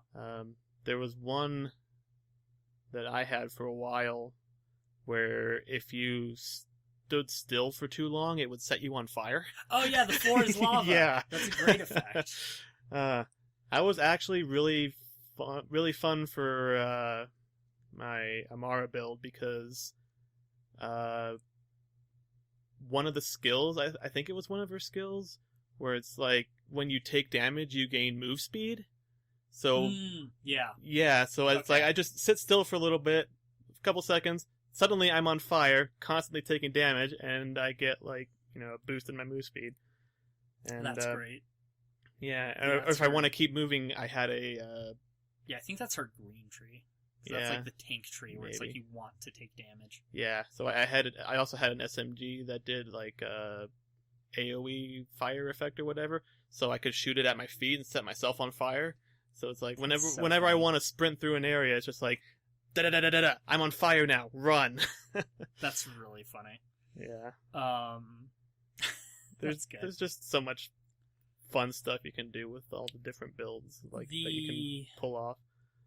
The one I had for a long while I've been playing recently, like it just kind of kept coming up for the Mayhem 1, was like I don't know when those actually change and refresh. I feel like it's supposed to be like weekly or something, but I don't actually know. But for a while I had one where it's whenever you kill an enemy, they will drop grenades. Sometimes those grenades are live. Oh. But also, like, I don't use grenades super often. It's just one of those buttons that I don't think about unless I'm like, okay, I need to just murder a bunch of stuff. Throw a bunch of grenades all at once. But I was doing one of the Circles of Slaughter, and one of the, like, bonus objectives for one of the, like, rounds was to get grenade kills. So I started throwing my grenades, and then I realized, oh, I've been through, like, 2 rounds, which is, like, so that's, like, 10 waves. And so I'm like, on round 3, I need to get grenade kills. And there's so many grenades on the floor from all the enemies I've killed. Like, the ones that exploded were obnoxious when I killed them, but, like, now that I'm just, like, picking stuff up, I'm just, like, constantly throwing grenades. Just amazing. Walking around with, like, practically infinite ammo. That's great. Yeah, Mayhem levels are fun. There was one I had that was, if you kill an enemy with a crit, they loot explode. Or no, it's whenever you kill an enemy, they have a chance to loot explode. If it's with a crit, it is guaranteed they loot explode. So as long as you basically headshot someone, it was just like, here's a bunch of loot. Here's a bunch of loot. I was like, oh my god, I have too many legendaries. I know. I had to. I never thought I'd complain upgrade about too many legendaries. I had to upgrade my safe like so many times because it is literally full of legendaries. Same. Like at maximum upgrades. Like I think I maxed it out. And it is literally like every single possible space in there is occupied by something orange. Yeah, maxing it out is like 400 something slots. It takes a lot of fucking money too. Like those last few upgrades are like 40 million. But you definitely do get there if you're playing on Mayhem. Because you always have. Maybe I didn't fully max it out yet, but whatever level it's at, it is completely. I did fully max out all my SDUs on my Amara file, and for sure, it is a lot of space. I am not even going to use 99% of those legendaries. Like, some of them are even, like, starting level. Like, I think I have, like, a level 7 legendary something in there. It's like, yeah, I'll keep this for when I start a new character. And it's like, this gun isn't really good for this character. Well, I'll leave it in there in case I want to use it for another character. There's also the problem that you get a few levels just on your way to the point where you get to, like, the safe, right? Yeah. Like, by the time you get to it, you're probably going to outlevel it anyway. Yeah. So that's the other issue. I've started one of each character at this point because I wanted to mess around and, like, choose skins and stuff for my characters. And I also wanted to look at because I bought the second season pass. Mm-hmm. And I wanted to look at the 4th skill trees on everyone. Because I was curious, like, what each one added. So, I made one of, like, the characters I hadn't started yet were Beastmaster and Zane. But I had a Mose that was, like, I think she's, like, level 8 or something. Still early enough in the game that I'm not to the safe, but, like, she is started at least. But so I was playing both of those characters far enough to where I could get to, like, the change station. So basically through the tutorial. And so I could kind of just look over what the skill trees were for the fourth one. And there's some interesting stuff in those skill trees. Amara's is based a lot on... there's some tanky skills in there, like some I want to take damage stuff. But there's a lot of stuff that has to do with freezing enemies. Moe's has probably my new favorite special ability version of hers. So, you know how you summon Iron Bear? Right. And you have your 2 slots for each arm. Right. The fourth skill tree, instead, one of the slots turns Iron Bear into Iron Cub. So you summon it, and it's just a little waist-high robot that runs around, and it just has double of whatever is equipped in the other slot for its weapons. Wow.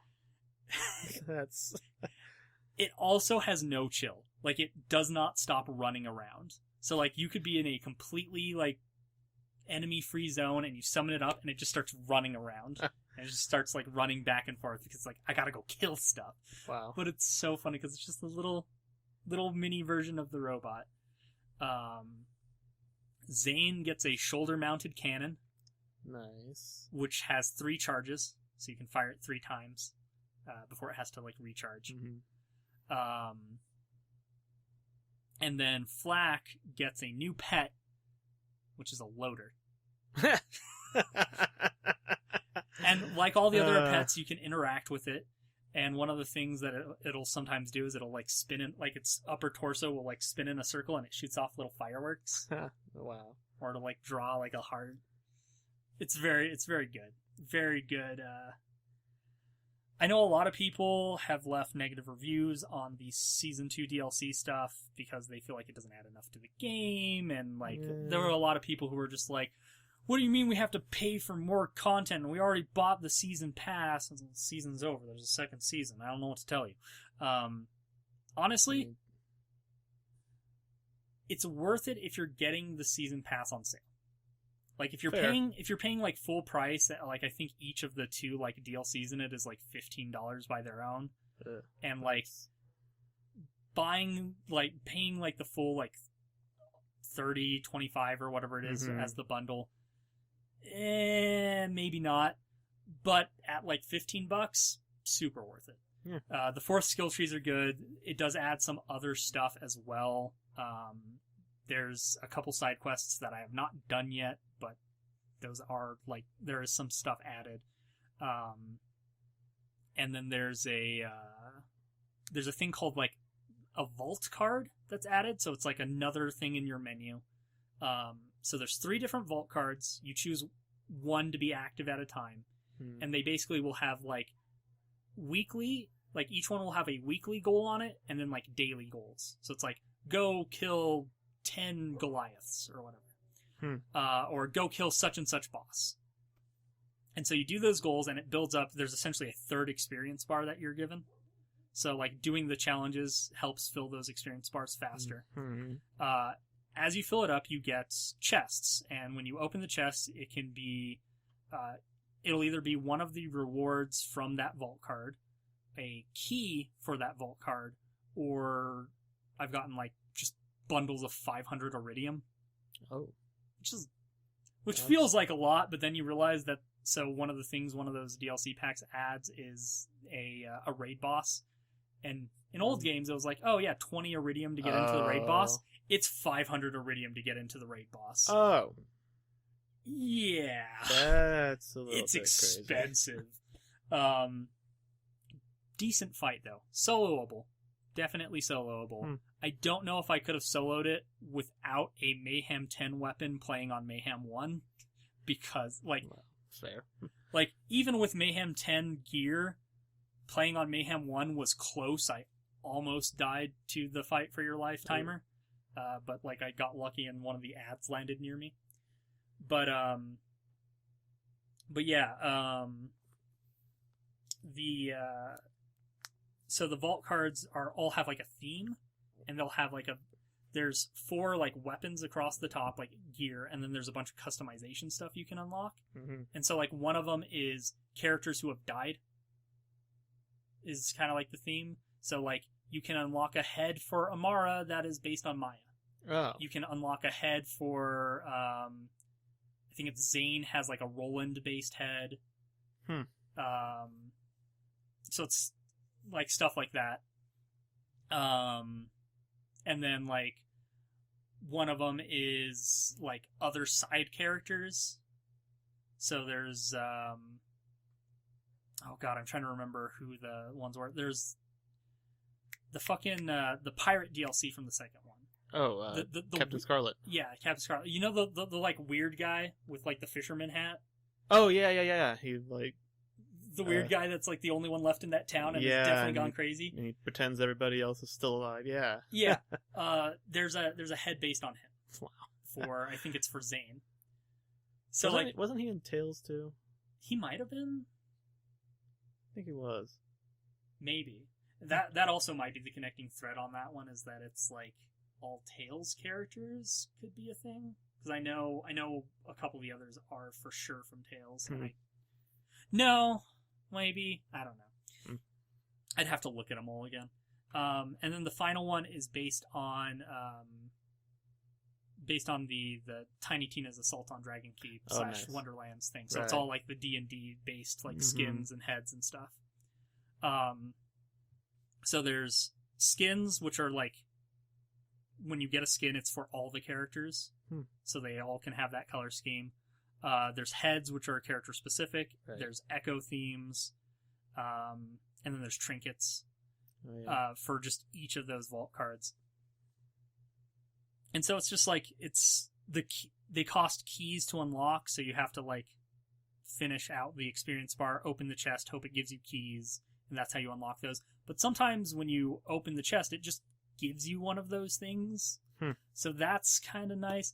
But there's also like specific gear, and the gear will be scaled to whatever level and whatever difficulty you're on. So there's like ways to get good stuff that way. But yeah, it kind of just gives you like a goal of something to work on, even if you don't have like quests to do. Of like, let's see what my dailies are. Go kill such and such boss. Yeah, okay, I'll go kill him. Maybe I'll get a like unique legendary out of the boss or whatever as well. But it's just like something extra that you can do, and like a lot of the weekly ones are like kill enemies with shock damage or kill enemies with a doll weapon. So it just kind of like makes you just want to grind with just that weapon, you know? Like you find like the one weapon you like of that type and you just go to town. Gives you a reason to like try different stuff.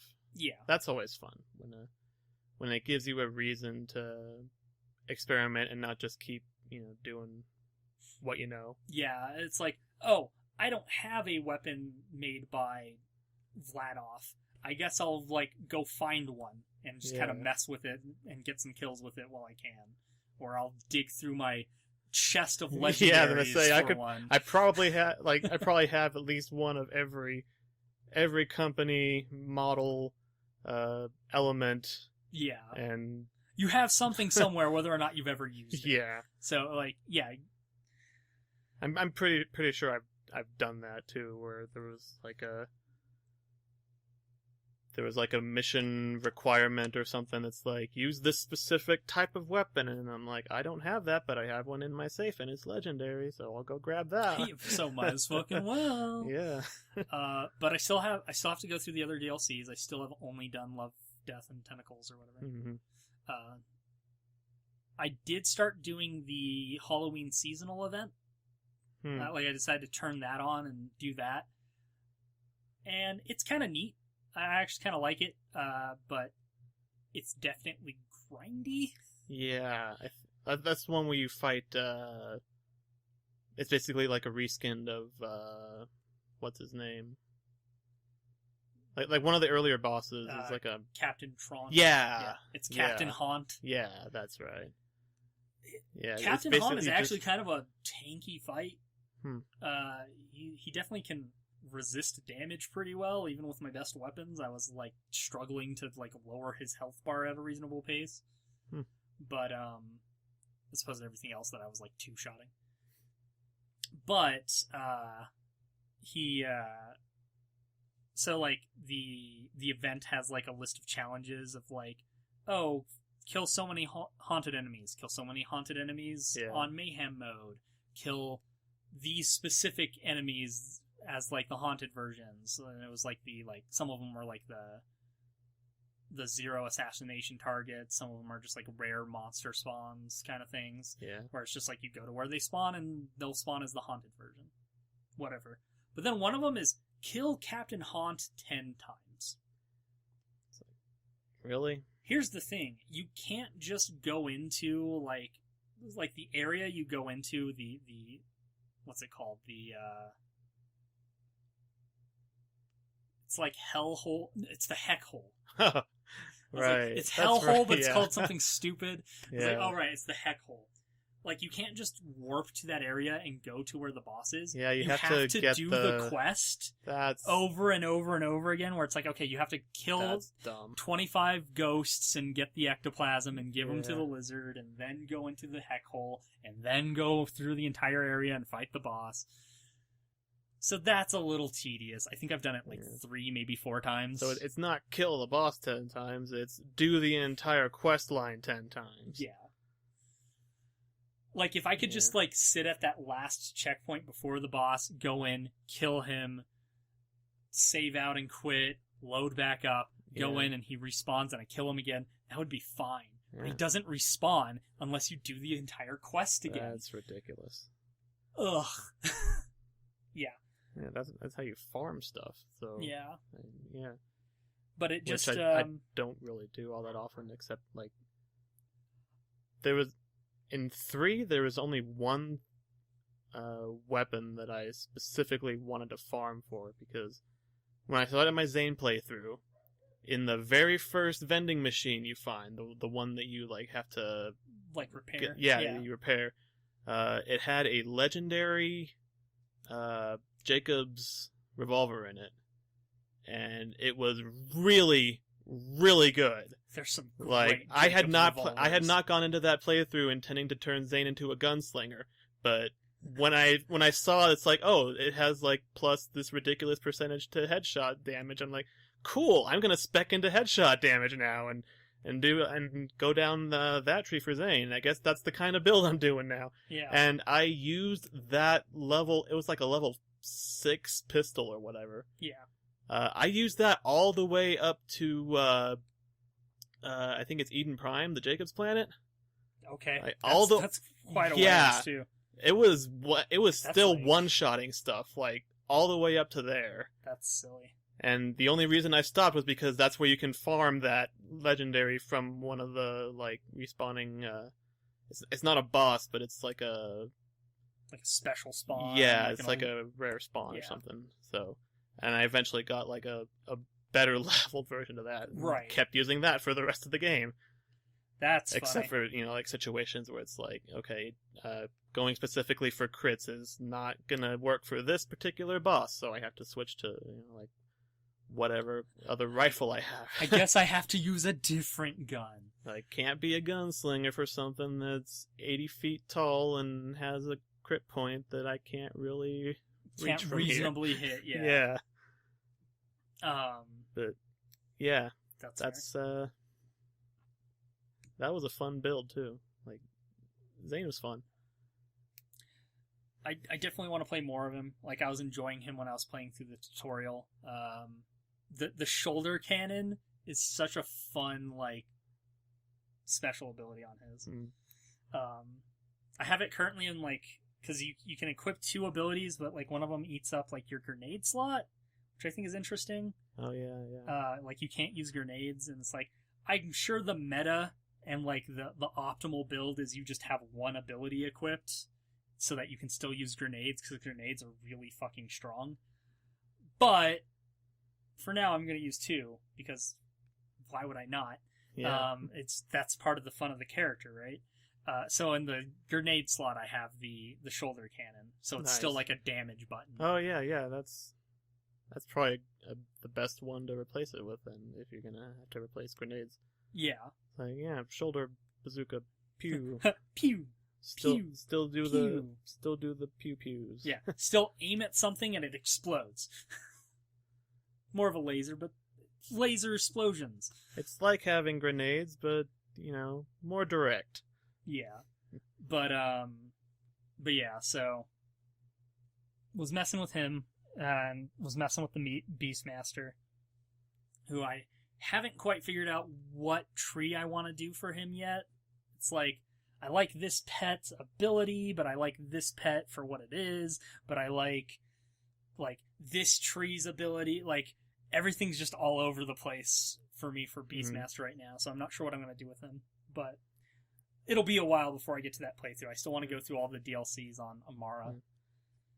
I think Beastmaster is the only one I haven't even started a game with yet, but everybody else I've cleared the main campaign with at least once. I think I did it twice for Moe's, maybe? Yeah, I could see that. Yeah. Did True Vault Hunter. Just Moe's is fun.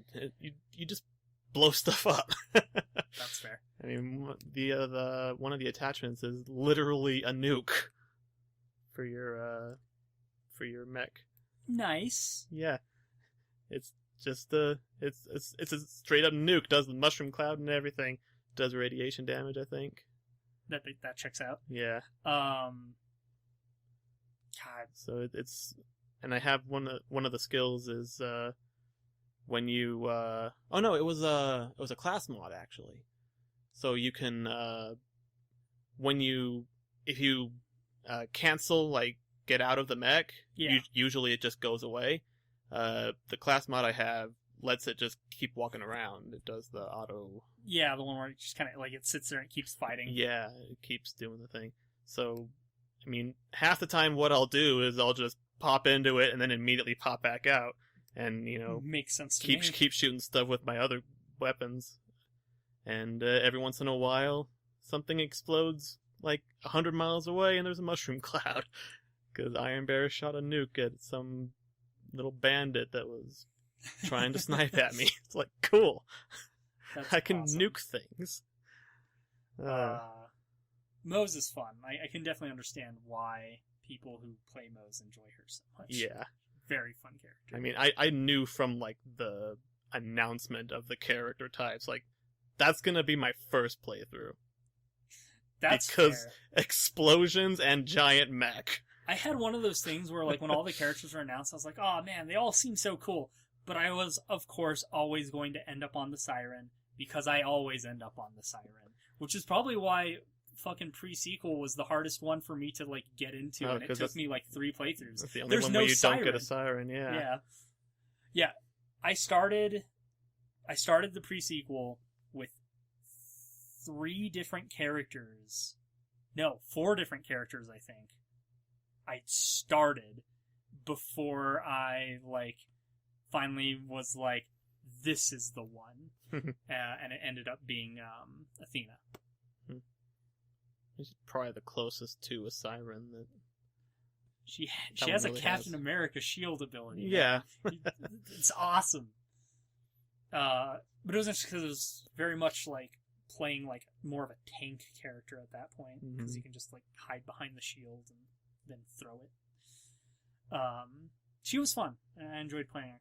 But like my first attempted playthrough was with Wilhelm, and I got maybe to like level 17-ish or something. Like I was still pretty early in, and I just like didn't get into it, because like he was kind of my first option of like, okay, well he's clearly the one that like is your like turret character standing, right? Because there's always some kind of turret character that's really good for solo playthroughs, and so like that's who I tried because that was my solo playthrough, and I was just didn't really get into Wilhelm. Like he has a cool tree and like he is a cool character. It's just like I couldn't get into it. And then I tried Jack, the doppelganger. Oh, I never had the DLC characters for that one. Yeah. Doppelganger also was kind of fun. Had some great dialogue lines. Like there's the bit of like why are you a body double for this, like, low-end code monkey? It's like, well, he has ambitions, and I have student loans. Which is a great line. And then I tried the other DLC character, Hammerlock's sister. Mm-hmm. She's interesting in that she has the fucking, like, contract ability. Right, yeah, like, I think tree. you told me about that, Yeah. where it's, like, very much a co-op focused character. And, like, she was interesting, and I think if I was playing with the right person, like, she'd be really fun to play, Mm-hmm. but definitely something where you have to have the right person to play with. But yeah, 3, I like all the characters in 3. My only complaint about 3 is that there's no, like, extra characters, you know? Yeah. Like, the 4th skill tree is kind of cool as a DLC. I like the idea because it gives you more build options with what's there. But I would have liked to see just, like, even just one more character, right? Yeah. Tiny Tina Siren. Yeah! Man, I still wish Tina was actually, like, when they announced the things, I remember being like, oh, this character looks cool, this character looks cool, and I was just like, man, Tina should have been a Vault Hunter. You should have been able to play as Tina. Yeah. She could have had a Torque, like, she could have had a skill tree based entirely around using Torgue weapons, and I would have been so okay with it. I mean, Moe's kind of already does, but... Yeah. But yeah, and that's the thing, too, there's like, the whole thing that Tina is, like, a character she's an NPC, so it's like you couldn't really... Okay, but so is Claptrap, and Claptrap was a Vault Hunter in pre-sequel. Yeah, but he wasn't an NPC in pre-sequel. There were other Claptraps. Well, that's what I'm saying, though, is like when 3 was, like, at first announced, like, before we knew, like everything that was... they could have made her one. Yeah. But yeah, no, her being an NPC for, like, the story of 3 makes it to where she wouldn't really fit being brought in as one at this point. But maybe in Borderlands 4. Maybe. Still need to look at the new Tales. Yeah, I completely forgot about it, and then, like, the day it came out, I was like, oh yeah, this is out. If I probably would have picked that up if I wasn't already planning on spending my money on Potionomics. Mm-hmm. Like, that's something that I've been waiting for a couple years for. New Tales from the Borderlands came out of the blue. Like, that just showed up. Yeah. So, it's fine. I'll wait. I didn't get to the first Tales until, like, what, 2 years ago? No kidding. So, like, it's fine. It's not anything I'm in a rush for. I don't think it's something I'll be spoiled on. But there's a character in it. Ah, shit! How dare it have characters? I mean, presumably characters from, the first Tales game will appear at some point and do something. I hope so. Like, I love... Like I'm pretty sure, like, the protagonists, like, the player characters are, like, all new. Yeah. New characters, but, I mean... There's gotta be other characters that show up again. Right? Yeah. Yeah, like, I remember that being in the back of my head the entire time while playing Borderlands 3. Like, there's a couple, like, major characters that I was like, where is so-and-so? Like Salvador and Axton, which later got, a DLC. Yeah, they eventually got there. But I remember thinking, like, okay, Vaughn shows up again. That makes sense. Yeah, pretty early on, too. He's like the... Yeah, he's like the first one you meet outside of Claptrap. Yeah, you meet Claptrap, Lilith, then Vaughn. Right. Like, in that order. Lilith, and then... And, like, sure, that checks out. Vaughn was also, like, put into the Commander Lilith DLC that they added to 2. So, like, yeah, that makes sense. Vaughn shows up. And then later, when the first planet you go to, Promethea, the planet of Atlas, and you meet Reese, which, again makes sense. Makes sense. But where's Fiona? where's the girl protagonist from? Like, she's not even brought up at all. And she's just... Or, no, it was the other one. Her, like... Because, there's, like, a bit of... I think it's like an echo or something that you find where, Reese is talking to Zero, and I guess he sent Zero out looking for, who was the other girl in Tales? I don't remember all their names, unfortunately. Yeah. Like, it's implied that he's been looking for her and she's, like, gone missing or is deliberately avoiding detection or something. Because of what Zero says. He's like, yeah, nobody goes missing if they don't want to be found, or something like that. So, like, Zero's like, yeah, she doesn't want to be found, so that's why I can't find her. So I guess... See, and... I guess I maybe forgot about that maybe... So, like... Maybe they were planning to do something with her, but they couldn't, or yeah. Maybe there was Who knows? something happened with the voice actor or whatever. They didn't want to, but I mean, they replaced Reese's voice actor, so yeah. They replaced Claptrap's voice actor, like, so I don't think voice actor would be a reason to not. But you never know. Yeah. The other one is, where the fuck's Dr. Zed? That is also a really good question, because he doesn't... It's never addressed. He's just gone. Like you talking about the Echo, I do vaguely remember that Echo now, but, like, there's nothing about Dr. Zed. It's just like, Tanis is doing the healing thing on the ship, and it's just like, okay, but where's Zed? What happened to Zed? Is he safe? Is he alright? Is Zed dead? Is he a zombie now? Oh, that was Dr. Ned. Definitely not Zed with a mustache.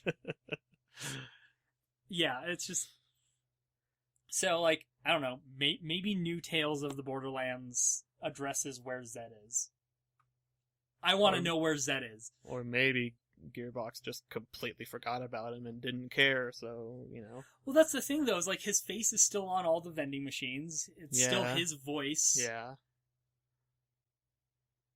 But where is he? Maybe they will bring it up in New Tales. I don't know. I'm curious. Yeah. Might have to look into getting that sooner than later, if only to see if they address that at all. That's the only reason. I wouldn't hold out hopes, but wouldn't be the first time they like hit a major character thing inside of like the spin-off. Yeah. It's like I still can't... what happened to Scooter.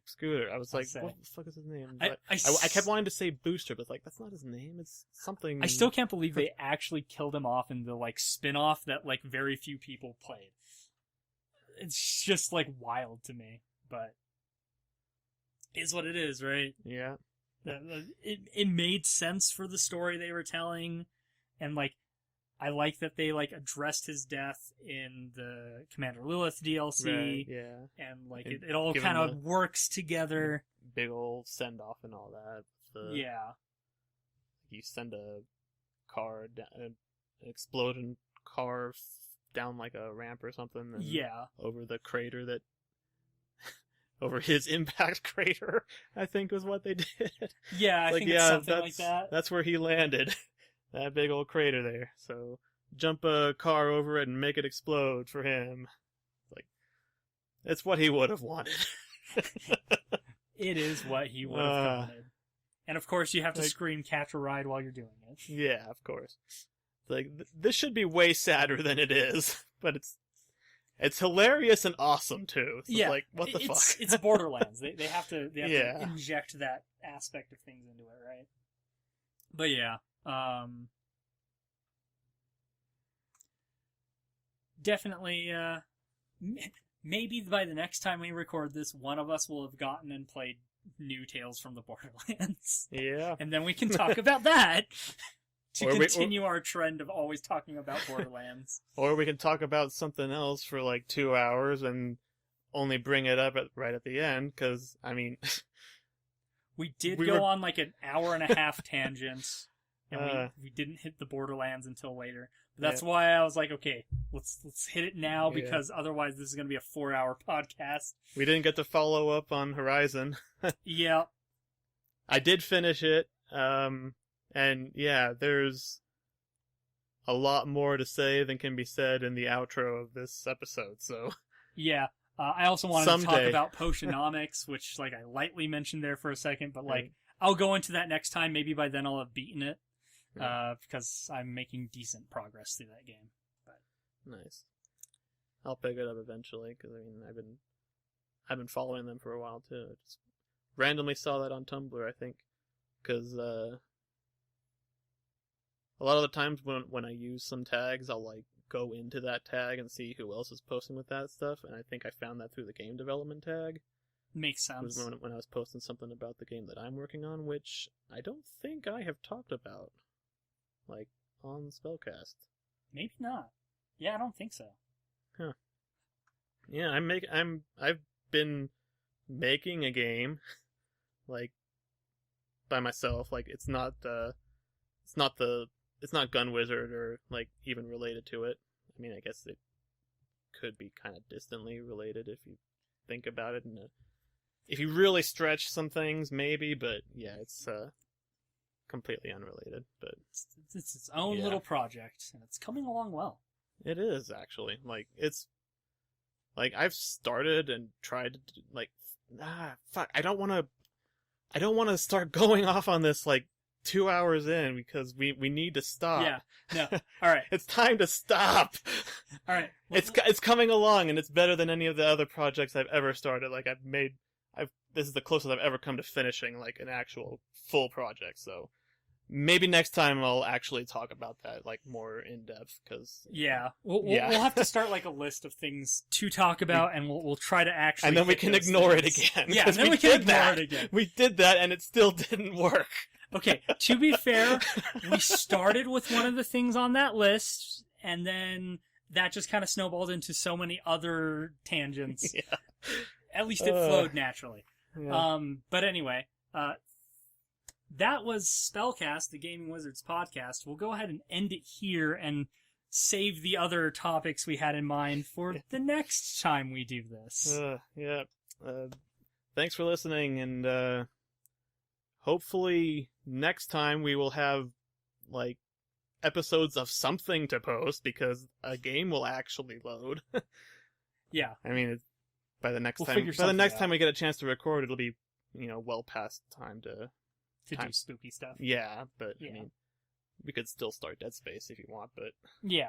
Well, we'll see. We'll see what we can get We running. just don't want to jump back into Okami. Like, that was the reason we did Worms, like, back when we did, because it's like, it had already been too long since we did Okami, and we didn't want to just, like, throw ourselves back into it, so we wanted to, like, Ease into it. start doing something, and then eventually get back to Okami, but... Yeah. Ease back into the big game. Yeah. But, yeah. And I did finally get those, that last batch of footage edited into one episode, so everything is, caught up, so we can get back into Okami, like, anytime from here on out, but yeah, we'll see. Yeah. It's over, thanks for listening and all that, whatever I say at the end. All right. Till next time.